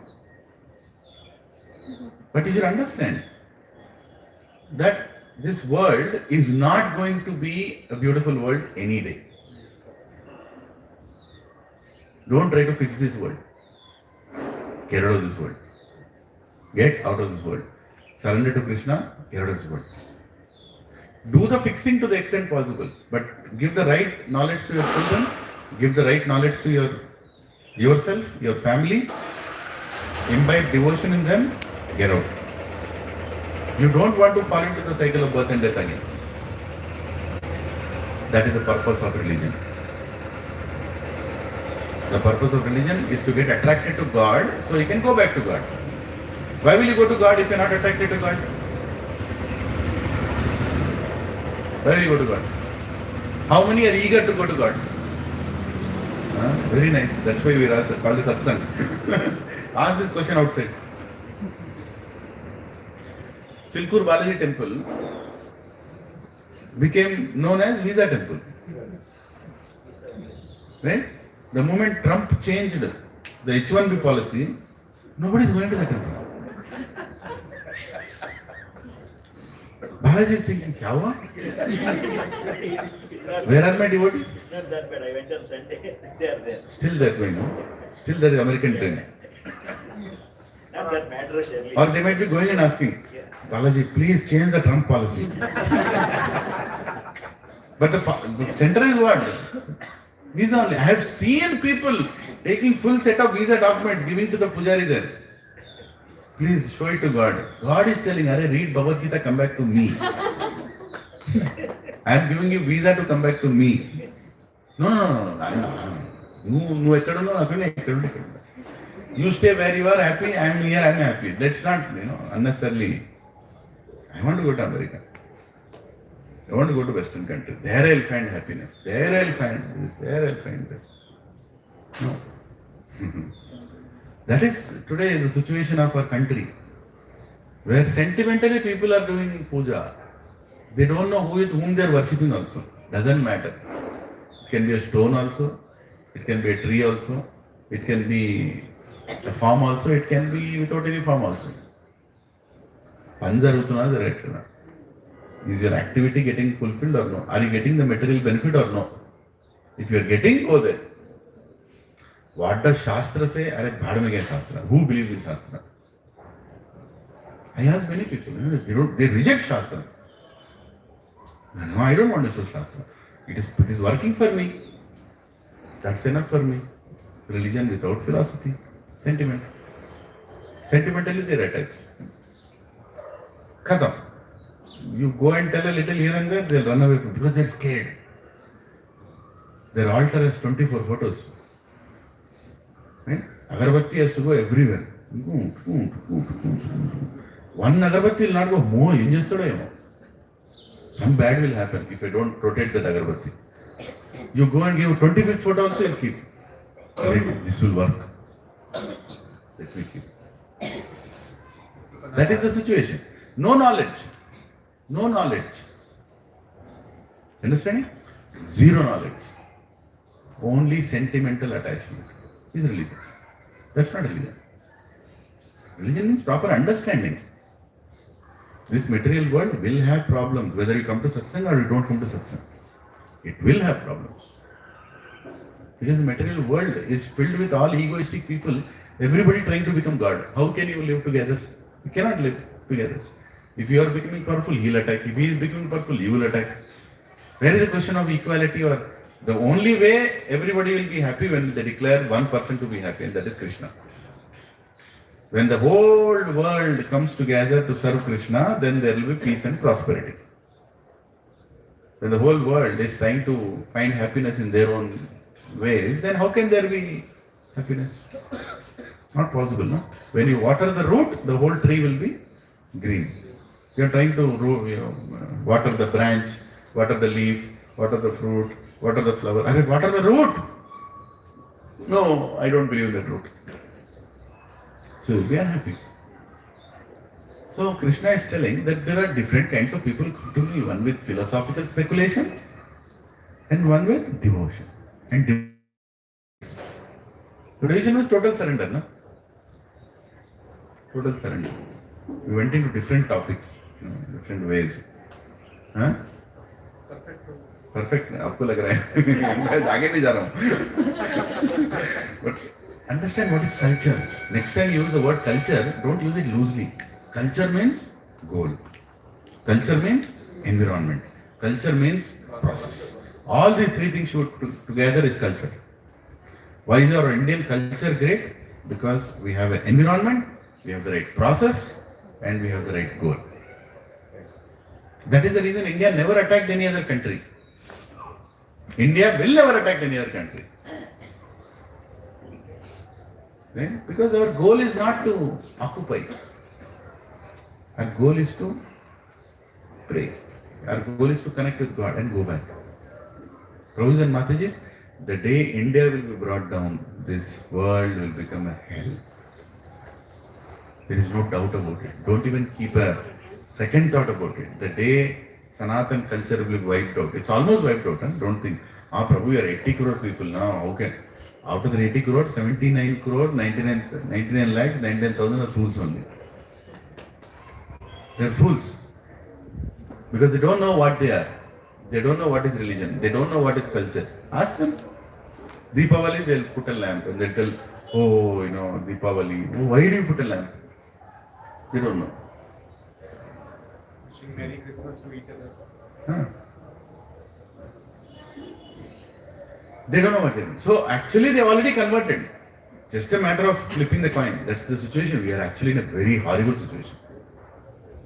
World is a very horrible situation. The day Sanatan culture will be removed, after that is only butchering and killing and cannibalism. That's all will happen. That's all is left. Nothing will be left after that. People will just murder each other and keep going across. When compared to 20, 30 years ago, the spread of religion, which was very low in that, there is more people used to extend this knowledge. Nowadays, we have got the medium, so many Bhakti channels, Artha channels, and so many Bhagavad Gita classes are happening. The awakening towards the religion also increased. In my opinion, Yeah, it is. awakening towards the religion also increased. Dharma Karya Bhaga Darupane, temple going has become good, and I think we are going making progress towards religion. Yes. Yeah, Prabhu, people are going. No. Yeah, no, you think like that because you are seeing more in the media. You are seeing more in the media. But then the purpose for which they are performing is not changing. Materialism, pure materialism. Materialism was there then also. You mean goal has to be corrected. Goal is not corrected. All this will fall apart anytime. Process is there, environment is there. Process is there, environment is there, so far. That's more important. That's very important. If goal is not properly set, you will follow all these things and you will not do what is needed. Prabhuji, I'll tell you a simple thing. By now, Army should have entered Bangladesh and smashed everything and separate the thing because Hindus are being killed. Are we doing it? We are not doing it. How many of us are going out on march for Bangladesh? What is going on? Because the goal is not properly understood. We are still not convinced on the greatness of Sanatana Dharma. We have to save this. We are not convinced. Still convincing each other. How many of us are praying, sitting and praying for them? Because the connection is not there. God's connection and center is not there. My house, my God, my altar, my family. My is keeping us there. How many are conducting class of Bhagavad Gita outside, you tell me? Rarely. How many are coming for those classes? Rarely. Bell is ringing. What is the meaning of that bell? It's a process. Awaken. Whom to awaken? Not God. You. What people think? I've rung the bell. God, you get up. God is there. Pagal, I am already got up. You get up. I kept the bell for that. Yes, religion is increasing. Yes, but it is all very superficial. It can crumble anytime. What we need is strong faith from within. And that will happen, Prabhu. That will come. But still, material world is a place of suffering. Don't think that, I'll fix everything and now I'll be happy. Okay, Sanatana Dharma everywhere and all streets of the world, okay, now I'll be happy. No. This material world cannot be a place. Dukkhalayam ashashvatam. You are saying that whatever best we make out of this world, transform this world into a pure bhakti, pure everything, still it is a jail. You cannot do first. Cannot do. You cannot do. Even you do it, it is jail only. Yes. You have to get out of this. Get out of this place. Don't find comfort here. Don't try to find happiness here. How can you find happiness here when there is biggest problem? What are the biggest problems? Birth, death, old age, disease. How can you fix that? You can't fix that. There's a template. What do you want to change? Get out. There's a template. That's what. The template is there, but you have to get out of the template. That's the reason Krishna is speaking Bhagavad Gita. Sarva dharman parityajya mamekam sharanam vraja aham tvam sarva papabhyo mokshashyami manasija. He's not telling after papabhyo Gachibowli settling. No, he's telling mokshashyami manasija. Get out of this world. I'll give you moksha. Janma karma chame divyam evam evati tatvatha tyaktya deham punarjanma. Haiti mameti so Arjuna. He's telling, don't take another birth. If you just hear my activities, perform a bhakti, you will not take. So Krishna is pointing at the most important problem of this world, which is birth and death, old age and disease. Fix that. That is the purpose of human life. In that process, you are supporting BJP, you are supporting, Sanatana Dharma, you are supporting all these things. That is all needed, but not the goal. The goal is develop love towards God and go back to where we belong. That is the important goal. That we should not forget. समझ रहे? थोड़ा different है लेकिन समझो ये बहुत important है because we get satisfied with some achievement in this world. I built a temple. I have done my part. I built 20 temples also. There is an atheist I know. He built 4 temples. He keeps selling all the time. But he's a pakka atheist. I asked him, why did you build a temple? I also built a temple. Why did you build a temple? He doesn't know. I'm in the board of 2 temples. Right? Why? What is the purpose? Don't become egoistic that you're following religion because the purpose of religion is defeated. Don't even carry the ego that I'm a great devotee, that I've built a temple, that I've done this one, I've done that, I'm very knowledgeable. I know. No. That will again keep you. Prabhu, this is very heavy, take it with a pinch of salt. Any pride you carry in this world, religious or non-religious, will bring you back to this world. Any pride in this world you carry at the time of death, it will bring you back to this world. Because pride means what? I want to enjoy. Huh? Religious pride also. Religious pride also. Pride is pride. What is the question of religion? Pride means I am the doer, you are not the doer. Actually, I am doing. Right? I am feeling that, I am in control. I am in control. Ahankara vimudhatma karta aham iti manyate. It's a very heavy statement. Huh? Pride is an anartha. Pride is an anartha. If I am carrying the pride, that means I feel I have achieved without his support. Or actually I am the reason. That pride will bring you back here. See, why are you in this material world? Because you want to enjoy this world. You are again and again taking birth in this world. Why? Because you want to enjoy this world. Otherwise, why will you take birth? Anta kale tu mameva sparanukta kalevaram. You choose me at the time of death, you will come back to me. You are not choosing him. You are very proud about yourself. And say, okay, still you want to do something in this world? Still you think you are not, still you don't recognize me? Because in that world, everything is Krishna. How can you go to that world with even a tinge of feeling that I am the doer? Okay, finish that feeling, whatever you want to do. Prabhuji and Mataji, right now we are breathing. Are we realizing that we are breathing? Who is breathing? He is doing it. Even your breath is in his hands. What achievement can you do in this world? But pride. Pride will make us feel, I have done something, I'm doer, I'm the doer. Prakriti ekiryamanani kunei karamani sarvashah ahankara vimudatma kartaham jivanete. Prakriti is doing the three modes, Rajoguna, Tamoguna, Satoguna, all these things, playing around with you, but you don't know what's happening. So, understand one thing, religion, you should practice to develop love towards God. In that process of developing love towards God, you can become a preacher, you can become a teacher, you can construct a temple, you can construct this, all that you are doing, but ultimately, He is only doing. You are being just used like an instrument. Who is that? Bhima's son, Gatotka's son? What is his name? Barbaric. When Barbaric's head was kept to watch the Kurukshetra, that was the wish he had. At least I want to see the Kurukshetra. His head was cut off. I want to see the Kurukshetra. Then he saw the whole war. He saw 18 days war. He saw right on the Kurukshetra, on a hill. And at the end, they went and asked him, so what did you see? Pandavas killing Arjuna, Pandavas killing Kauravas, Kauravas killing Pandavas. What did you see? He said, I only saw Krishna on both sides. I only saw Krishna on both sides. He is orchestrating everything. He is orchestrating everything. So what is good and bad in this world? What is good and bad in this world? The only bad is your choice to stay in this world. That's the only bad. The only good is to recognize God and go back to Him. That is the only good. There is nothing else to achieve here. So why to do the war? That is the question of Arjuna. Okay, Prabhu, you put on knowledge of war, kyun karo? Because you are assisting God in establishing dharma so that the environment is conducive enough for people to continue their devotion. That's all.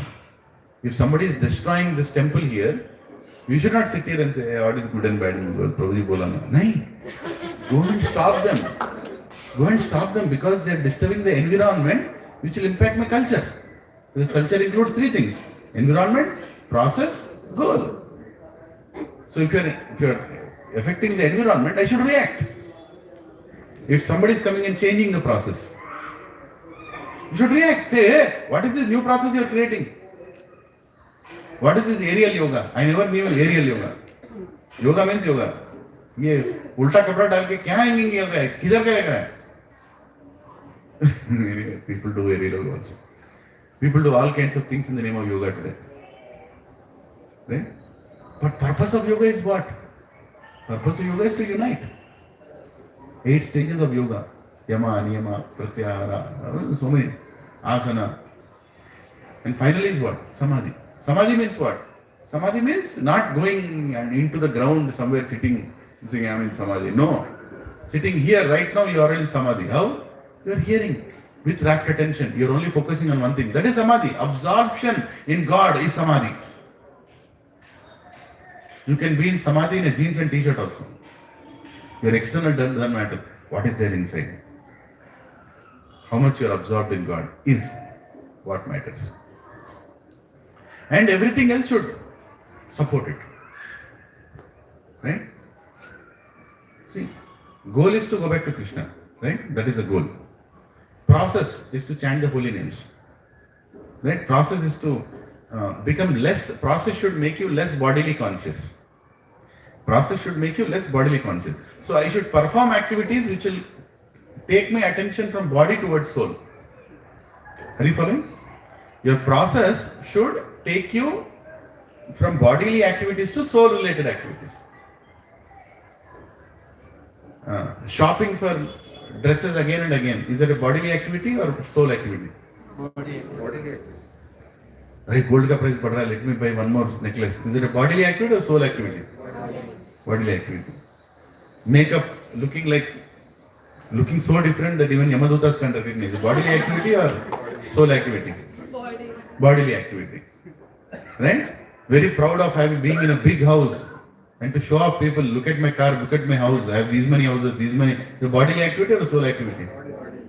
If all these things are bothering you, then the process is not working. You yourself will know. How many soul-related activities am I doing in a day? How many soul-related thoughts are bothering me? How many soul-related conclusions I am making in life? Process. Your process should make you soul conscious, not bodily conscious. Then the process is right. I am going to Tirupati. Why? Because I told if I get a job, I will go. Bodily or soul? Bodily. In front of Venkateswara Swami, I am getting tears. Only Venkateswara Swami knows why you are getting tears. Crying in front of God is not love of God. Crying for God is love of God. Right? Crying for God. I want you. I don't need anything else. I came here for your darshan. Please look at me, my situation. And then you get tears. Please look at me. That is darshan. God looking at you is darshan, not you looking at God. What do you look at God? With these eyes which look at movies, which look at all nonsense, which look at horrible things, they are looking at God. Oh, we will not even look at God for too long. Looking at God means crying in front of God. You should learn to cry in front of God. How many people have cried in front of God? And how many times you are crying in front of God? Our acharyas, every day, they cried in front of God. Every moment they cried in front of God. For them, they don't cry. That's their natural emotion. Not only for protection, gratitude. Thank you for saving me. Thank you for saving me. Give Prashad. We are done. What is the time? Huh? 10:05. Brothers and Mataji's, love of God is not about asking for protection alone. Love of God is to express your gratefulness and gratitude for what God has already given. But you have to recognize what God has already given. What did God give you? All of you, what did God give you? Everything, right? Everything. Are you recognizing that? Okay, I'll give you a paper and a pen, or if you have your mobile, write down all the things that God has given you. One condition. If you miss something, tomorrow God will remove that. खुद bro छोड़ दो ना project क्यों बेकार में So much for granted. Yes, do not have gratitude for all what we have. Yeah. Write down the list. Other than that, write down the list of everything God has given you. One condition. If you miss something, God will remove it. Do you have the guts to write that? But you still go and do that in front of Balaji every day. నాకు ఇది ఇచ్చినా కదా thank you very much అరే నీకు ఏమేమి ఇచ్చినా తెలుసా what God has already given us, do you realize what God has given? You are going and complaining in front of God, going for one more request. What request you are putting? He already gave you so much. He has given you everything, but you don't have any appreciation for him. When you cry in front of God, appreciating what He has already given, that is bhakti. Not going and standing in front of God and telling, if you give me this, you are God. That is karma kanda. That is karma kanda.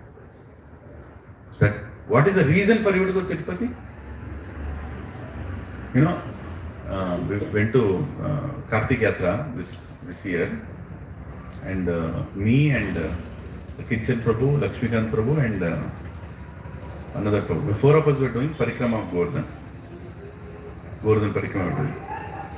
And one person was doing Dandavat Parikrama. Dandavat Parikrama means you pay Dandavat, like you do here, Dandavat, you keep a stone, you get up, again stand there, do another Dandavat, again keep a stone. Like that you do Parikrama for the entire Govardhan hill, 24 kilometers. It takes like, I don't know, 8 days, 10 days, 15 days. Can't you imagine? Okay? So, I saw this person who was doing something was, I was looking at him, something very special about him. Banyan, and he was wearing some, pajama, and he was doing parikrama. So, everybody is special, everybody is worshipable. So I went to him, I was looking at him. He was doing the parikrama, he also looked at me like this. We just looked into each other's eyes and he stopped. He just stopped for a minute. And I said, I want to ask something. I said, yes. So the four of us went to him. And I think Lakshmikant Prabhu recorded also some video a little bit.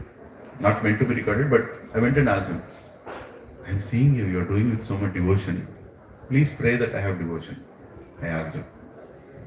You are doing with so much devotion. Please pray that I also get the devotion. And he looked at me in sadhu, like, dhoti kurta. He said, you people are sadhus, I am a useless fellow. What devotion I have, you have devotion. I told him, Bhaiya, I am not doing Dandavat Parikrama. You have so much faith in God. And he was not accepting. He was like, no, he knows there is ISKCON and all that. We have some knowledge, Bhagavad Gita. No, आप लोग तो पाठ करते हैं, आपको तो इतना ज्ञान है, आपको इतना, I was feeling like, so guilty standing in front of him, he's such a humble person. Then I asked him, who are you? He said, I am from Madhya Pradesh. I am from Bhopal, somewhere there. So I said, what do you do? He said, I am a Sanskrit teacher in a university. I said, so Prabhuji, if you look at him, complete dust. White bunny with full dust. Like, he'll not even look like, he'll just like some labor doing some work on the road. Like that he's looking like. Very knowledgeable person. He has a PhD. And, that's what I asked him, so Prabhu, why? What brings you here? What brings you here? He told that the least I can do is offer my body as, in some devotion to Krishna. So whenever I have connection, I come parikrama. I said, but you're doing this? For how long you're doing this? Many years, whenever I feel separation from Krishna, I come here, I do Dandavat Parikrama. Nobody is watching him. He's one among thousands of people who is doing that Dandavat Parikrama. Right? I ask him, how many hours in a day you do? Sometimes 11 hours, sometimes 8 hours. Then till to extend my body permits, I do the Dandavat Parikrama. And then I sleep, I take bath, again come, again I start from where I stop. I'll keep the stone there, from there I again start. He had no desire for Krishna. He's not coming there. I asked him, so what time of the year? So whenever I get leave, I come. Because I have so many responsibilities, university and teaching and all. So whenever I get leave, I come. His name is some Sharmaji. I forgot the first prefix. My God, me and Akinchan Prabhu and Lakshmikant Prabhu and we all were like stunned, like this is pure devotion. Nobody knows. And you would be surprised if he says even if his family doesn't know that he has come. But devotion is not about telling others what you do. It's about God knowing what you do. Right? Unbelievable episode. This is why we go on a yatra. Why we go on a yatra? Because we can learn from other devotees. Right? Punya Kshetra is not Punya because Archa Vigraha is standing there. Punya Kshetra is Punya because sadhus are performing devotion there. You going to any Punya Kshetra and just seeing Archa Vigraha and coming back will not change your heart. We should go there, sit and listen from sadhus. Serve the sadhus. Then Krishna will open our eyes. Then you can take darshan. I went to Tirupati, I went to Dwarka, I went to Jagannath Puri, I went to this, I went to Badrinath, I went to this, I went to that. What did you do? I went there, I saw, I took ticket, I got good darshan, jaldi ho gaya darshan. I ate prasad also there and I came back. I'm sorry. I'm sorry. That is not darshan. Darshan means going and doing service. Devotional service. Prabhupada, when he had to translate bhakti in English, he didn't write devotion. He said devotional service. You should do service. To your capacity, do service. Ask them. And what is the biggest service you should do? Sit and hear from a sadhu. That is the biggest service. Then you can do all other services. I'll sweep the floor, I'll clean the... Krishna will tell all these things, I'll find 100 people. First to sit and listen about me. That is the greatest service you have to do. Go to a sadhu, sit there and ask, can you tell something about this place? Can you tell what Krishna did here? And when he tells, sadhu will feel very happy. You are actually doing service to the sadhu. The sadhu's only business is to spread the glories of Krishna. And when you are attentively hearing, he will be very happy. Why do we invite sadhus here? Because to serve them. How do you serve a sadhu? Oh, I'll give donation, I'll give this much nice food I'll make. No! Sadhu doesn't need all those things. That's why he became a sadhu. Sadhu only needs you to hear attentively, keeping that as a priority. Nothing else. Sit there, hear properly, and sadhu will be very satisfied. The sadhu's heart, Krishna is sitting, Krishna is satisfied, sadhu is satisfied. Biggest service is sit down and hear about the glories of God wherever you go. Don't go there just, go see some place and come back. You will heart transformation will not happen. Heart transformation happens when you go on a yatra with sadhus. Go find a devotee. Ask him. Even if he tells in Tuta language, that's okay. Little bit also you hear about that God in that place. Enough. Your yatra safal ho gaya. Because when you hear, you think. And when you think, you act. And all those things is heart transforming. You understand? That is a yatra. Yatra is journey of a soul, not journey of a body. You taking your body to some place is not yatra. Take your soul. Put your soul there and ask for it. Crave for it. And then yatra will happen. Right? And the ultimate yatra will happen. You going back to God will happen. Otherwise everything will be a ritual, Prabhu. Unfortunately, today, the amount of travel that has increased in India? Unbelievable travel has increased. Lot of people are going to so many holy places. Earlier, people never used to go to so many holy places. So many times. One time in life they used to go to Kashi. Now they are going to Kashi like every year. Right? But what is the use? Shrama evahi kevalam. Bhagavatam says, Shrama evahi kevalam. If that is not leading towards attraction towards God. But going is still better. Because some hope is there. One day you will go there, one day you will sit there. So go. But just going there is not enough. चार धाम यात्रा किया तो क्या किया? चार धाम किया. Gangotri, Yamunotri, Kedarnath, Badrinath. I have done. That is a sense of achievement. Once I was telling some person, old lady, please come to Satsang, please, you can also share. हम लोग चार धाम जाते हैं. ठीक है, तुम चार धाम जाते हैं. बहुत बार गए हम लोग चार धाम. अरे मैं कब पूछा क्या चार धाम गए नहीं है? सत्संग को I sit in my flat, I will not come here. What is the purpose of going into चार धाम? You tell me. If it has not developed any attraction towards Krishna Katha, by any speaker, not me even today, any speaker, Wherever Krishna Katha is happening, you have no attraction to go there. What is the use of you going to Tirupati? What is the use of you going to Dwaraka or Rameshwaram or Vrindavan or Chardham? What is the use if you have no attraction to come and hear Krishna Katha?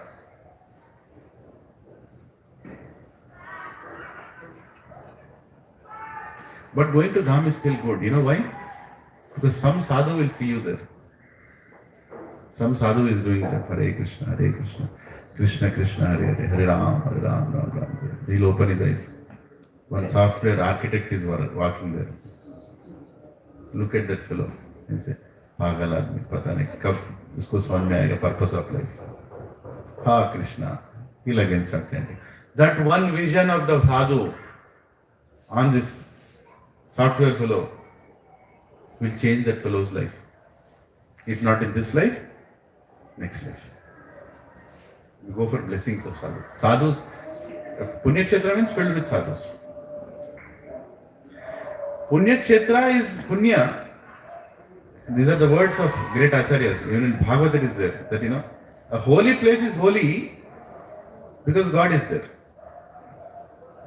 But the greatness of a sadhu is even greater than Punya Kshetra because the sadhu carries Punya Kshetra everywhere. Wherever a sadhu goes, he takes Punya Kshetra with him. If you invite a sadhu to your house, and hear Krishna Katha from him, who is there in your house? Rameshwaram is in your house. Badrinath is in your house. All dhams are in your house at that point. Because all dhams are there in sadhu's heart. Huh? Sadhu is so important. Sadhus are so important. Nothing else is more important. The sadhus connect you to God. Guru's only business is to connect you to God. Not tell some philosophy which even you can't understand. Even he can't understand. Right? So, please worship sadhus. Serve sadhus. Enable sadhu sangha in wherever you are, in whichever community you are. Enable sadhu sangha. Support such activities. Train your children to support such activities. Of course, there are some, not very knowledgeable or little deviated sadhus. That's okay. That's everywhere. Na? Not all doctors are good in all hospitals. But doesn't mean that you stop going to hospital. There are some doctors who are really good. There are some sadhus who are very good. Appreciate them, applaud them, support them, serve them, allow the satsang to happen. Don't stop it. Because of that sadhus only, we are getting rain today. Because of that sadhus only, God is still looking at this planet. The day you remove sadhus, why God has any business here? He will stop everything. And then people will eat each other like cannibals. That's what happens.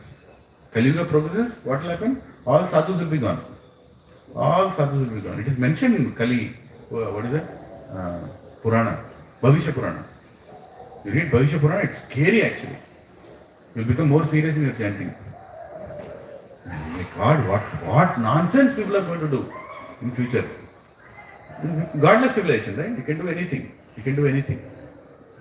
The kind of crimes that are happening today, the kind of cases that are being filed in courts today, if you see that, my God, what is this? We never did all these things. We never heard of these things. But those things are happening now. Because there is but there is religion. People say there is still religion. How is there religion? There is no religion. There is only sentimentalism. No philosophy. Yes, ma'am.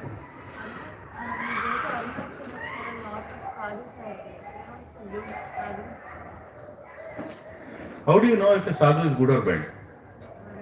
Very good question. Tell me. You only answer, then I'll tell you. How do you know a sadhu is good or bad? In Kali Yuga, you should ask that question. Actually, in Satya Yuga, you'll never ask that question. Dwapara Yuga, Treta Yuga also, every sadhu is good. But in Kali Yuga, you have a Nityananda sadhu also, right? That fellow? साधु चिलम विलम भी लगाते हैं. Huh? कई जगह साधु चिलम विलम भी लगाते हैं. They are so called sadhus. I don't think they are sadhus actually. How do you know? See, this is the question. It's very important, right? When you go to when you have leg pain, ankle pain, you immediately call, hey, you know any good doctor, you tell me, no? So you take references before you go, right? Huh? You go and see the nameplate of the doctor, right? Where is MBBS, MD, MR, PPP? Acha. लंबा list है मतलब अच्छा है ठीक है so you do all evaluation to go to a doctor right my question to you how do you know if sadhu is good or bad See what is Scripture knowledge. first of all should you know or no good that is the first step you should know don't just go and blindly believe any fellow buying a saffron dress is very easy how much does it take to look like me I'll tell you I told this before also ये कितने में आता है 180 rupees kurta 120 rupees huh 80 rupees Khandwa will get this cheap rate will get Mayapur will get on this huh another 30 rupees Kantimala 10 rupees tilak total is how much 420 420 to look like this it takes 420 rupees how do you know sadhu is good or bad We need to see what he is doing and what he is speaking. he'll do you know what is that this also he'll do like this also he'll do this also how do you know okay this is good externals is good external is looking like sadhu What he is speaking and what he is doing. We will see. Prabhupada's words a fool is not known until he speaks right you should hear what he is speaking but how do you know you are also fool right you are a fool you went to another fool that fool is speaking foolish thing you are sitting here hearing like a fool how do you know how do you know he speaks is good okay everybody speaks how do you know We will see whether he is speaking things which are related to God. there is one sadhu in internet very famous fellow right he wears different color sarees and he comes whatever he speaks even he can't understand you ask him what is religion you ask me I'll tell you ask me Prabhuji tell me what is religion I'll speak like him tell me ask me once somebody ask Prabhuji, what is religion? should I start very easy want to hear I'll entertain you for 30 seconds serious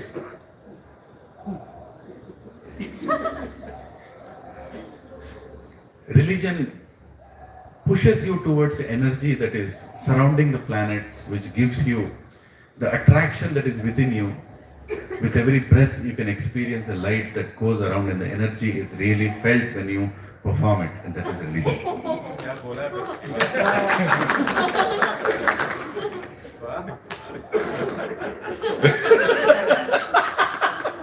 right? What did you get out of it Here. huh? That's how it is. That is the problem, Prabhuji. We don't know whether it is true or not. Even we know that people who speak from the scriptures are actually the ones which are true. But we don't know what is there in scripture, what is there. You don't know. Speaking. Yes, that is the problem, right? Something I can talk any nonsense I want. And how to choose a good one. How to know who is the sadhu? First, we should get some knowledge from you. But still we cannot get the whole thing in short term. How to know? How to know? Tell. I'm not telling you. Tell.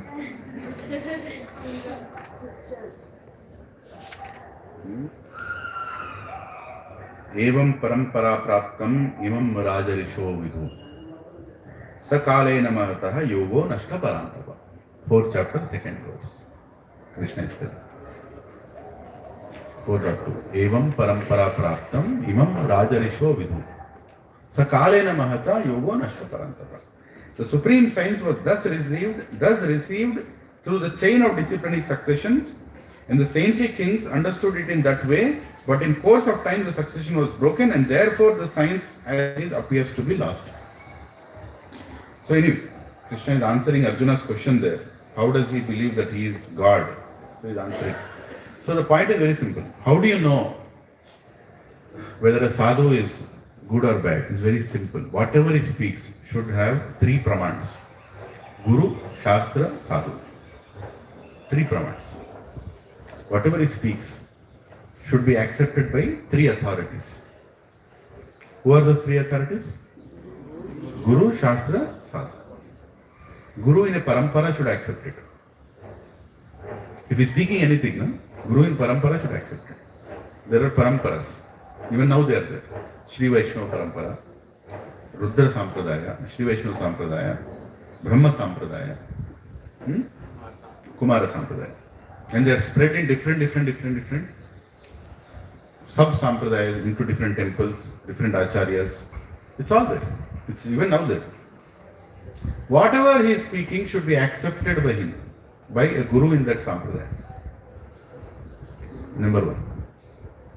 Number two, whatever he is speaking should not only be accepted in his sampradaya, but other sampradayas also.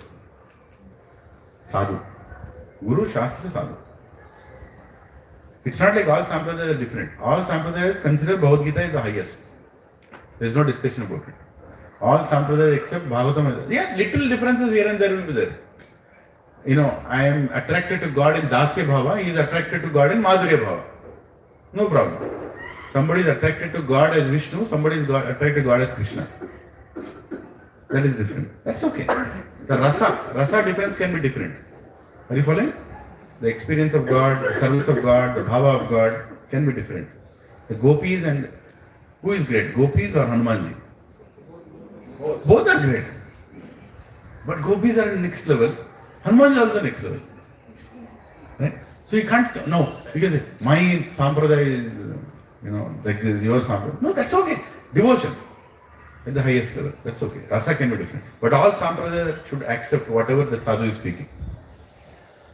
Guru, Sadhu. Third important, Shastra. Where is the praman of what you told? Where is the praman? Tell me the scripture number, tell me the scripture name, tell me the chapter number and verse number. No, I am above all these things. All scriptures are there in me only. I experience, and with my experience, I give you the experience.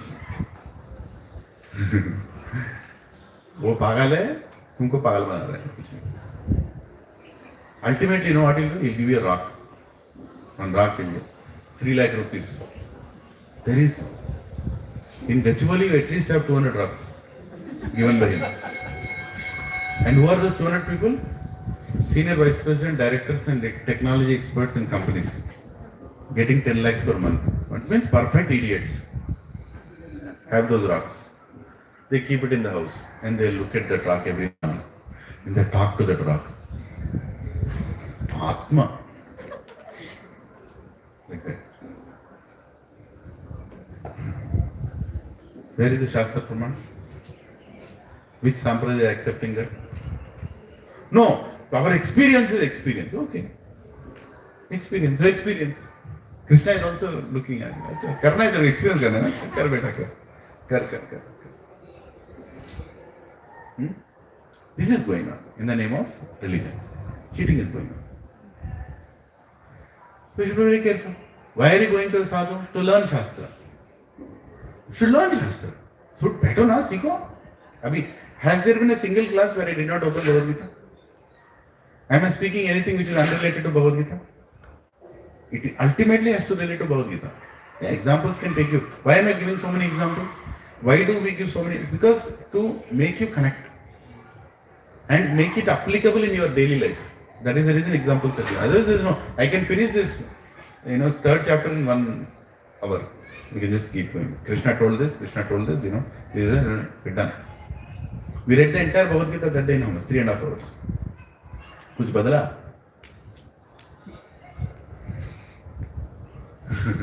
थोड़ा बदला. It's okay. But point is, we should go to a sadhu who is a devotee. Sadhu should be a devotee, not a philosopher. Sadhu should be a devotee. Sadhu should also chant. It's not, I have done my chant. You all chant now. I will not chant. I will not go to temple. Wherever there is God, I will be there. No, sadhu is always running to a temple. He is eager to serve God. Yeah? He is engaging everybody who comes to him in service of God. Then he is a sadhu. Right?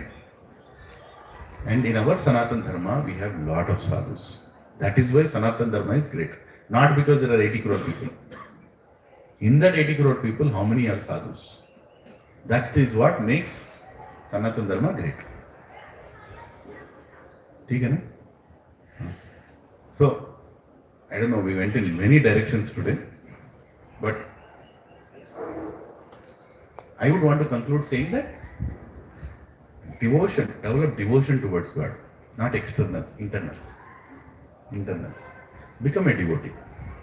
Become a devotee. By serving sadhus, by learning Shastra, by taking this very important message, with lot of attention and devotion. Try to develop devotion. Beg for devotion. We cannot develop devotion. Beg for it. Please. Yesterday we were doing Tulsi Maharani Puja. Right? We are only begging Tulsi Maharani, please give me devotion. Seva adhikara diye koro nija dasi. Give me some adhikar to do some seva. Please, please, please, please, please, please. And don't offend any devotee. And who is a devotee here? Every person sitting beside you is a devotee. Yes. See good in others. Try to find what is good in others. You can learn from everywhere. I'm not saying, everybody in other paths is bad. Some people are good there also. If you can see some good there, take that. No problem. If you can see some good there, take it. No problem. You don't have to say that, oh, they're all terrorists. They're all this. No. If there is anything good there, that also you can pick up. Because that is the role of a sadhu. He sees Krishna in everything. He takes it. But don't be so open-minded that your brain falls out. Okay? Use some intelligence when you are taking such things. Okay, again I didn't go much, घंटा बज गया, school का घंटा बज गया. Ratifying the thought. Ratifying the thought. That is also well for me. That I should stop the class. School का घंटा से लग रहा ना? Thank. ये घंटा बजते भागते थे हम लोग, याद है? स्कूल में everybody is waiting, teacher is telling the lesson. कब घंटा बजेगा? When will this fellow stop? Okay, quick 4-5 reflections. What is the takeaway today? Too many. Sorry, I went in many directions. Next week onwards, we'll be sticking to the verse and we'll move forward. We'll try to finish some. But any reflections? Yeah, you can pass the mic, bro, if you have that. What went into you? सब ISKCON से ISKCON या कुछ अंदर पे रुका है? Probably two little takeaways. One is even a little tinge of pride will not take you to Krishna. And this religious pride, what we think of, that I am practicing, I am doing something, is much more dangerous and subtle than the pride anyone other can have. So that is one. And second is, no matter how much we try to make this world better, we cannot make it. Even if, like as you said, we support Modi ji and we think of, BJP comes in every state, and even nothing can help that, because it is a material world and the problems will remain. So you must try to get out of it as soon as possible. There are pappus everywhere. Yes. Next. Yeah, Hare Krishna Prabhu. For me, Prabhu, this cultural definition really triggers. Many times, first it's the environment, process and goals. Many times we are in an illusion that we are a very cultured person, living in such a nice country, nice society, we are around the devotees. But the biggest piece, what strikes to me is that without goal, everything is waste. Yeah. So if you don't have the goal, you can say externally and to the people that I am a cultured person, but individually having a goal, going back to the Krishna is the ultimate thing. So having the right, that's the real definition of culture, not wearing this dhoti, kurta and tilak and all. That's okay, that's a one process, that's a one part of the culture. But ultimate goal, how you are serving and with the different modes, bringing that positive things into you as a goal. Yeah. So that's a key takeaway. Hare Krishna. Thank you. Process also is important. Environment is also important. Goal is also important. You remove goal, then it becomes me. But if somebody is still following the process, don't ridicule him. Hey, teko bolne malum hai. Don't do that. He's still following the process. He's still doing it. Just try to add goal to it. And then everything will be perfect. Yes, bro. Mine was same, almost same process. I never knew there is a peg in it. So now I understood peg better. But definitely the priority. All the three steps are important, and ultimately the goal has to be well defined, and we should understand what our goal should be. Yes. Thank you. Thank you for the peg. Like many others, I also do a lot of rituals in the morning. I am clear why I am doing that. Hare Krishna. Yes, sir. I know that God will look at me, not for me to look at God. Yeah. Early in the morning, I spend more than an hour. Hare Krishna. Thank you, Hare Krishna. Hare Krishna. Made our mind clearer. He is making our mind clear. You know, Prabhupada, it reminds me, I tell one thing, you know, Prabhupada once told the meaning of darshan. And he told, darshan means God looking at you. How do you know you had a good darshan? How do you know you had a good darshan? How do you know? Many people tell, Prabhu, jaldi ho gaya. Right? Or I stood in front of God for, you know, some people come and tell me, you know, I paid, you know, that MLA, MP, that letter. He took me in front of Venkateswara Swami. I was standing there for half an hour. I had wonderful darshan. Right? But how do you know the darshan was perfect or no? How do you know? Prabhupada told very simple words he told. He said, when you have darshan of God and then you turn other way to come out, you should only see darkness. That means you had darshan. Wow. What a definition, eh? If you are looking towards God and then you turn, you should only see darkness. Meaning what? Not darkness meaning real darkness. You should not see anything worthy enjoyment. You should not feel anything worthy going towards. So that is what Dhruva Maharaj saw in Bhagavatam. The moment he said Narayan, and Narayan said, hey, I will give you Dhruva Loka. I said, what Dhruva Loka? You are a diamond, you are giving me broken glass of glass. I don't need all this. I have seen you. What else is more?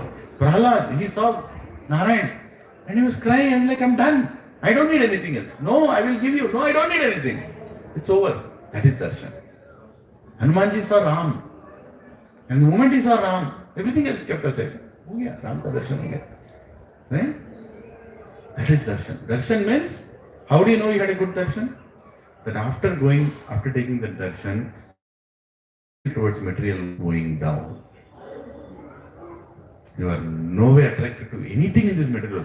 How beautiful it looks, what comfort it gives, what anything. You should become uncomfortable in this material world. How many of you feel uncomfortable in this material world? The morning you get up, you look at God's place. Still I'm in this stupid place. Please pull me out. I don't know why I woke up. You should be disgusted staying in this place. The only motivation should be, okay, anyway, I got up. Let me do some service to God.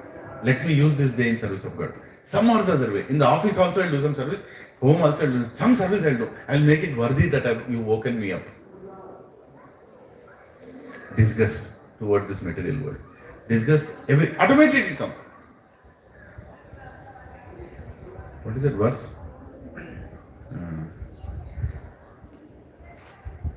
Tushti, pushti, shudapayo, anugasham.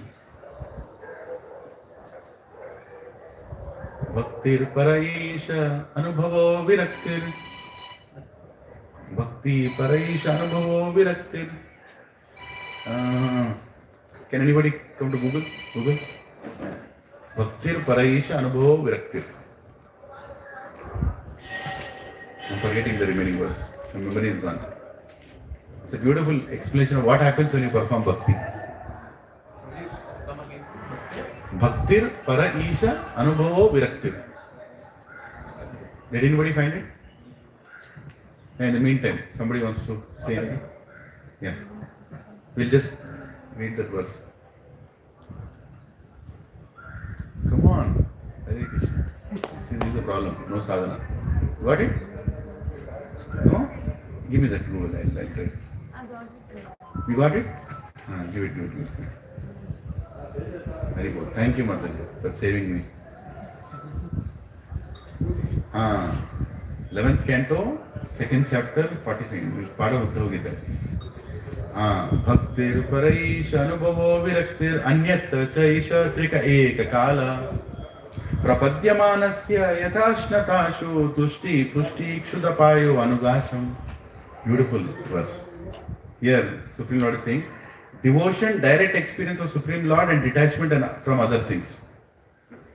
These three things occur simultaneously. Then your bhakti is going correct. Huh? Please, everybody. This is your takeaway today. I don't know next class I'll be alive or no. This is the verse you take it. Right? How do you know making devotional progress? How do you know you are advancing in bhakti? Three things should happen simultaneously. Bhaktir paraisha anubhavo viraktir. 11th canto, 2nd chapter, 42nd verse of Srimad Bhagavatam. 11 to 42. Write it down, you will find it. 11 to 42. Right? So three things should happen simultaneously. What are those three things? Repeat after me. Devotion. Direct experience of Supreme Lord. And detachment from other things. These three things should happen. Bhaktir, Paraisha, Anubhava, Viraktir, Anyatra, Chaisha, Trika, Eka Kala. All these three things simultaneously. Trika. Three. Prapadyamanasya yatha ashnatashu. Simultaneously, for one who has taken shelter of Supreme Personality of Godhead. In the same way, that pleasure, nourishment and relief from hunger come simultaneously and increasing with every bite when you are engaged in eating. See, when you eat, what happens? Now you are going to eat. I am sure you are all hungry. I kept you waiting. Okay? When you eat, three things happen simultaneously. One, you get taste. Yes or no? Two, you get nourishment. Yes or no? Yes. Three, your hunger is gone. Yes or no? Yes. See how beautifully Krishna is explaining Bhagavatam. The moment you eat, three things are happening simultaneously. It's not like first hunger is gone, then nourishment will come, then taste will come. Does it happen like that? Or all the three come at the same time? Huh? All the three come at the same time, right? In the same way, when you are performing devotion, three things will happen simultaneously. One, devotion will come. Two,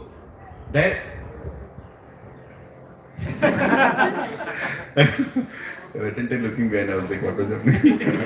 Okay.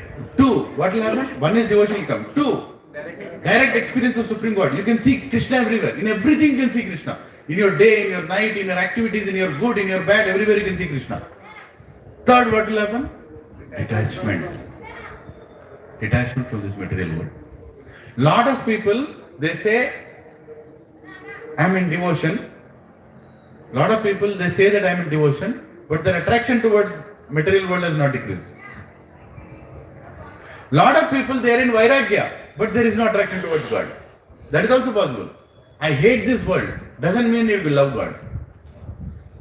Right? And there are a lot of people who have devotion, who say that they are devotees, and who are also detached from the material world, but they don't see Krishna in everything.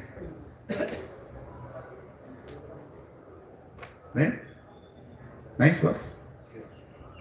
Bhaktir paraisha anubhava viraktir anyatra chaisha trika eka kala prapadyamanasya tashnatasu tushti pushti kshut apayo anugasha. Tushti, everything, you're eating, your satisfaction, your hunger is gone.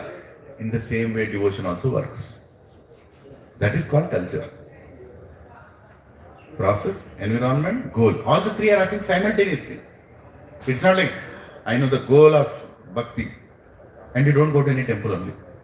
And you're resident to chant names of God also. Prabhuji, ek round karo na, Prabhuji nahi hota hai. 2 round karo, arey Prabhuji. 16 round, arey Prabhuji nahi hota hai. When you are a devotee, you will do 16 rounds anyways. Nobody needs to remind you. So bhakti is a very nice thing to reach, beg for. We all have to achieve that. Sorry, I went again, another class. Problem is, the moment I remember something, I want to tell. Hare Krishna. Nice actually. What comes to your mind, you share. My mind is still functioning. Yeah, one last reflection. Anybody? Rosie? Regarding sadhus. Sadhus. How to know who is the right sadhu? I mean, not really, but you explained that Whenever we listen from sadhus, the dams will be there with them, and the Yes. blessings will be given to us. Yes. So that is the reflection. And one more thing, in South India, when we go to a dam, there are no sadhus in fact. There are sadhus. Next time you go with the desire, you'll find one. There are sadhus everywhere. God is, wherever there is Krishna, wherever there is Ranganath, there is a Ranganath Das sitting there. You have to find out. You have to go and sit there and request. Pujaris will be there doing the archana, they'll come out. You'll stop them. Sir, 1 minute. Enti em kavali? Koncham Ranganath gurinchi cheptara. One sentence you tell, they'll make you sit and tell you 1 hour. They're eager to tell. Yes. I mean, in fact, we need to visit dams with devotees. Devotee. It's most important. Yeah, sometimes you go without a devotee, still it's fine. Still you can go and find a devotee there. Right? So, but go with devotees in yatra. That makes you experience the Dham. So, day before yesterday, I visited Yadadri. So, a bunch of devotees were there. So, as soon as they saw feedback in my hand, they They recognize Hare Krishna. So, that was a major takeaway by visiting them. Yeah, Hari Bol. Yes, Mataji. Prabhuji, for me, today's big takeaway was the yatra. Yatra is not of your Body. It's of the soul. And what you do at each of the holy places, that was a revelation, number one. And obviously the goal of culture, the big part missing always is the goal. The first 2 parts, still you actually have an inkling and you try to follow it, because we all come from organizations where we are very proud of our culture of Microsoft or Yeah. Wipro or whatever. Yeah. So these are the 2 things that were a big takeaway. Thank you, Hare Krishna. Thank you. Recently we went to Jagannath Puri, right? Came to Hari Bol, Jai Jagannath, Jai Jagannath. Hare Krishna. Yes. Definition of religion, set of proven templates to invoke love for God. Hare Krishna. Thank you. You are giving me a revision. Nice. Yes. Prabhuji, you have well explained about culture. The components of culture you have explained. But the last goal, how to achieve the goal, what is the goal, a little bit more explanation. Yes. We need to understand. Yes. Goal is to develop love towards God. I will not start a lecture now, don't worry. Goal is to develop love towards God. And you will develop love towards God when you follow the process that is given by the acharyas. That is by chanting his name, serving the devotees, serving the sadhus, hearing from Shastra, hearing from sadhus. Or when you follow all this process over a period of time, then you will develop that love towards God. That is the process. And there is much. How to make a goal? How to? Make a goal. How to make it a goal? You have to develop the attraction. Automatically it becomes the goal. Right? When you follow it for a certain period of time, then you will develop attraction. You know? See, many people, for them, this satsang is the most important day of the week. They wait for the next satsang. That means the goal is already getting formulated. Without your awareness, Krishna is fixing that goal in your heart. For me, when I used to go to my classes in initial days, for me, I used to wait for that Friday evening. Friday evening used to have satsang. For me, Saturday morning is like dead body only. Like, what nonsense. When will the next Friday come? When will I sit in front of a Siksha Guru? When will he teach me more? Like that. So the attraction, when it is increasing, automatically a goal post also will shift. Goal is to develop attraction towards God. Nothing but a desire. Desire, yes. Changing our desire. We have many desires. Developing the main desire is from many to main. Anybody? Yeah, you can give it to Tejas. You can sit and talk. Pass the mic. Hare Krishna. What is the time, Prabhu? 10:50. 10:50. Hare Krishna. Yeah, tell. Hare Krishna Prabhuji. Realizing the kids regarding the knowledge of old age, disease, life and death, and also bringing the people to Satsang. It is what I take up. Krishna, yeah. My God, everybody heard today. Huh? Very grateful. She covered that point. I told yes. Showing children the reality of life. And we also not hesitating to see the reality of life. We should not shy away. Anything that is happening carries some knowledge, and children have to see that. We have to see that. Yes. Yes, Most important bhakti. Without association of bhakti, nothing will happen. Yes. Most important is bhakti. Without association of devotees, there is no question of bhakti. Hari Bol. Jai. Yes. Philosophy without religion is like a... Yes. Prabhupada.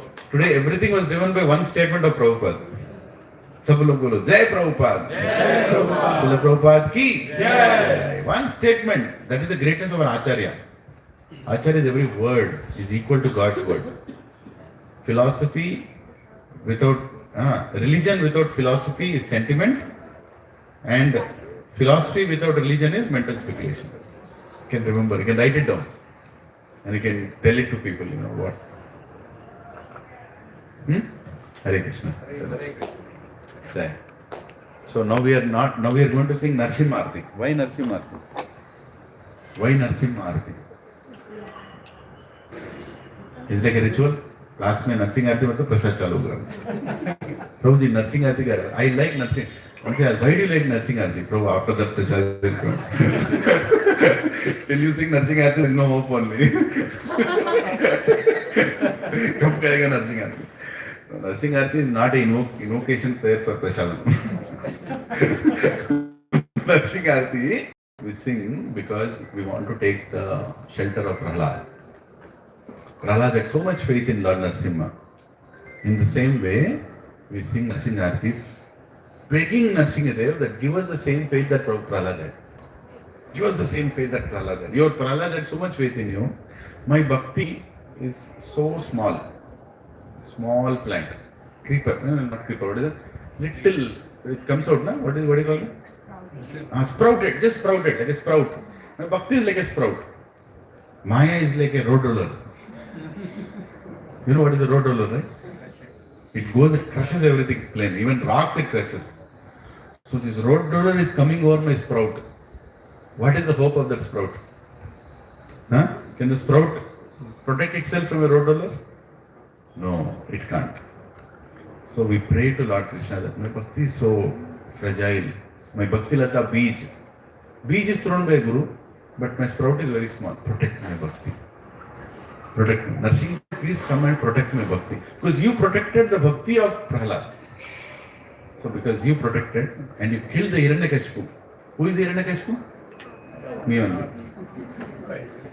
Inside every flat is a Hiranyakashipu. So that Hiranyakashipu is me only. So please kill this Hiranyakashipu, who is looking for protection from everything except you. Right? He asked for all comprehensive insurance policy, right? Hiranyakashipu? Fully covered. Right? Fully covered. But he was ultimately killed. So my ego is also thinking that I am protected. I think 2 flats, 2 villas, 1 villa is 12 crores, 1 is 8 crores, 1 is villa. Bank balance, health insurance card, and you know that this is comprehensive job. Okay, I think I'm protected. If somebody is thinking like that, what is his name? Hiranyakashipu. Hiranyakashipu Rao, Hiranyakashipu Kapoor, Hiranyakashipu Mishra, Hiranyakashipu Reddy, Hiranyakashipu. Right? All these are Hiranyakashipus. The one who doesn't seek for protection of God. He seeks protection in everything else except God. Hiranyakashipu. So, hey Nrsimha Dev, I worship you. Please kill the Hiranyakashipu inside me and make me take shelter of you like Prahlad has taken. And you are so beautiful. Tava kara kamalavare. Right? You are so beautiful. Even though you look scary for the whole world, but for me you are so beautiful. Right? Jai Jagadisha Hare Jai Jai. The one who is running the entire Jagat. Namaste Narasimhaya. Namaste Narasimhaya. Prahlada Radhaine. Prahlada Radhaine. Hiranyakashi Purvakshaha. Hiranyakashi Purvakshaha. Shilakankana Kalae.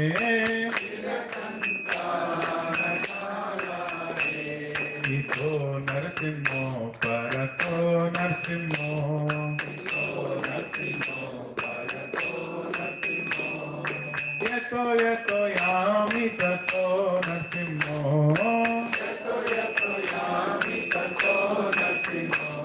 Bahir narsimho, hridaye narsimho. Narasimhamadhim sharanam prapade.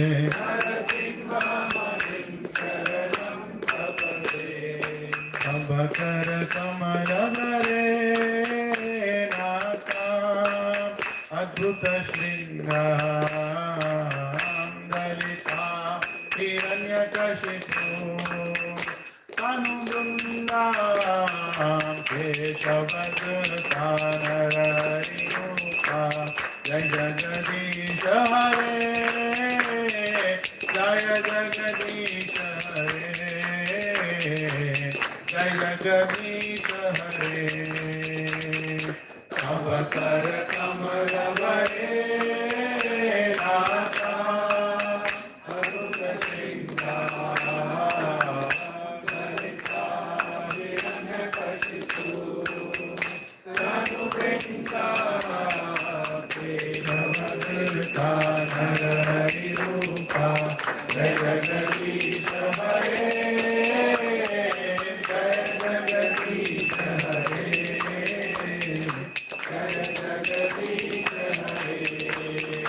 Jaya Narasimha Dev, Narasimha Dev, Narasimha Dev, Jaya Narasimha Dev, Jaya Narasimha Dev, Narasimha Dev, Narasimha Dev, Jaya Narasimha Dev, Jaya Prahlad Maharaj, Prahlad Maharaj, Prahlad Maharaj, Jaya Prahlad Maharaj, Jaya Prahlad Maharaj, Prahlad Maharaj, Prahlad Maharaj, Jaya Prahlad Maharaj, Jaya Jaya Prabhupada, Prabhupada, Prabhupada, Jai Jai Prabhupada, Jaya Jaya Prabhupada, Prabhupada, Prabhupada, Jaya Jaya Prabhupada, Jaya Jaya Gurudev, Gurudev, Gurudev, Jai Jai Gurudev, Jaya Jaya Gurudev, Gurudev, Gurudev, Jaya Jaya Gurudev. Nitya Gaura Hari Bol, Hari Bol, Hari Bol, Nitya Gaura Hari Bol, Nitya Gaura Hari Bol, Hari Bol, Hari Bol, Nitya Gaura Hari Bol. भक्त विघ्नाश नरसिंहदेव भगवान की जय, भक्त शिरोमणि प्रहलाद महाराज की जय, इसी भक्ति वेदांत स्वामी श्रील प्रभुपाद की जय, श्रील गुरुदेव की जय, अनंत कोटि वैष्णव वृंद की जय, भगवद गीता ग्रंथ की जय, ऑल assembled devotees की जय, Thy Gaur Premanand. Hari Hari Bol. Thank you very much for coming, and sorry for a little extended class today, but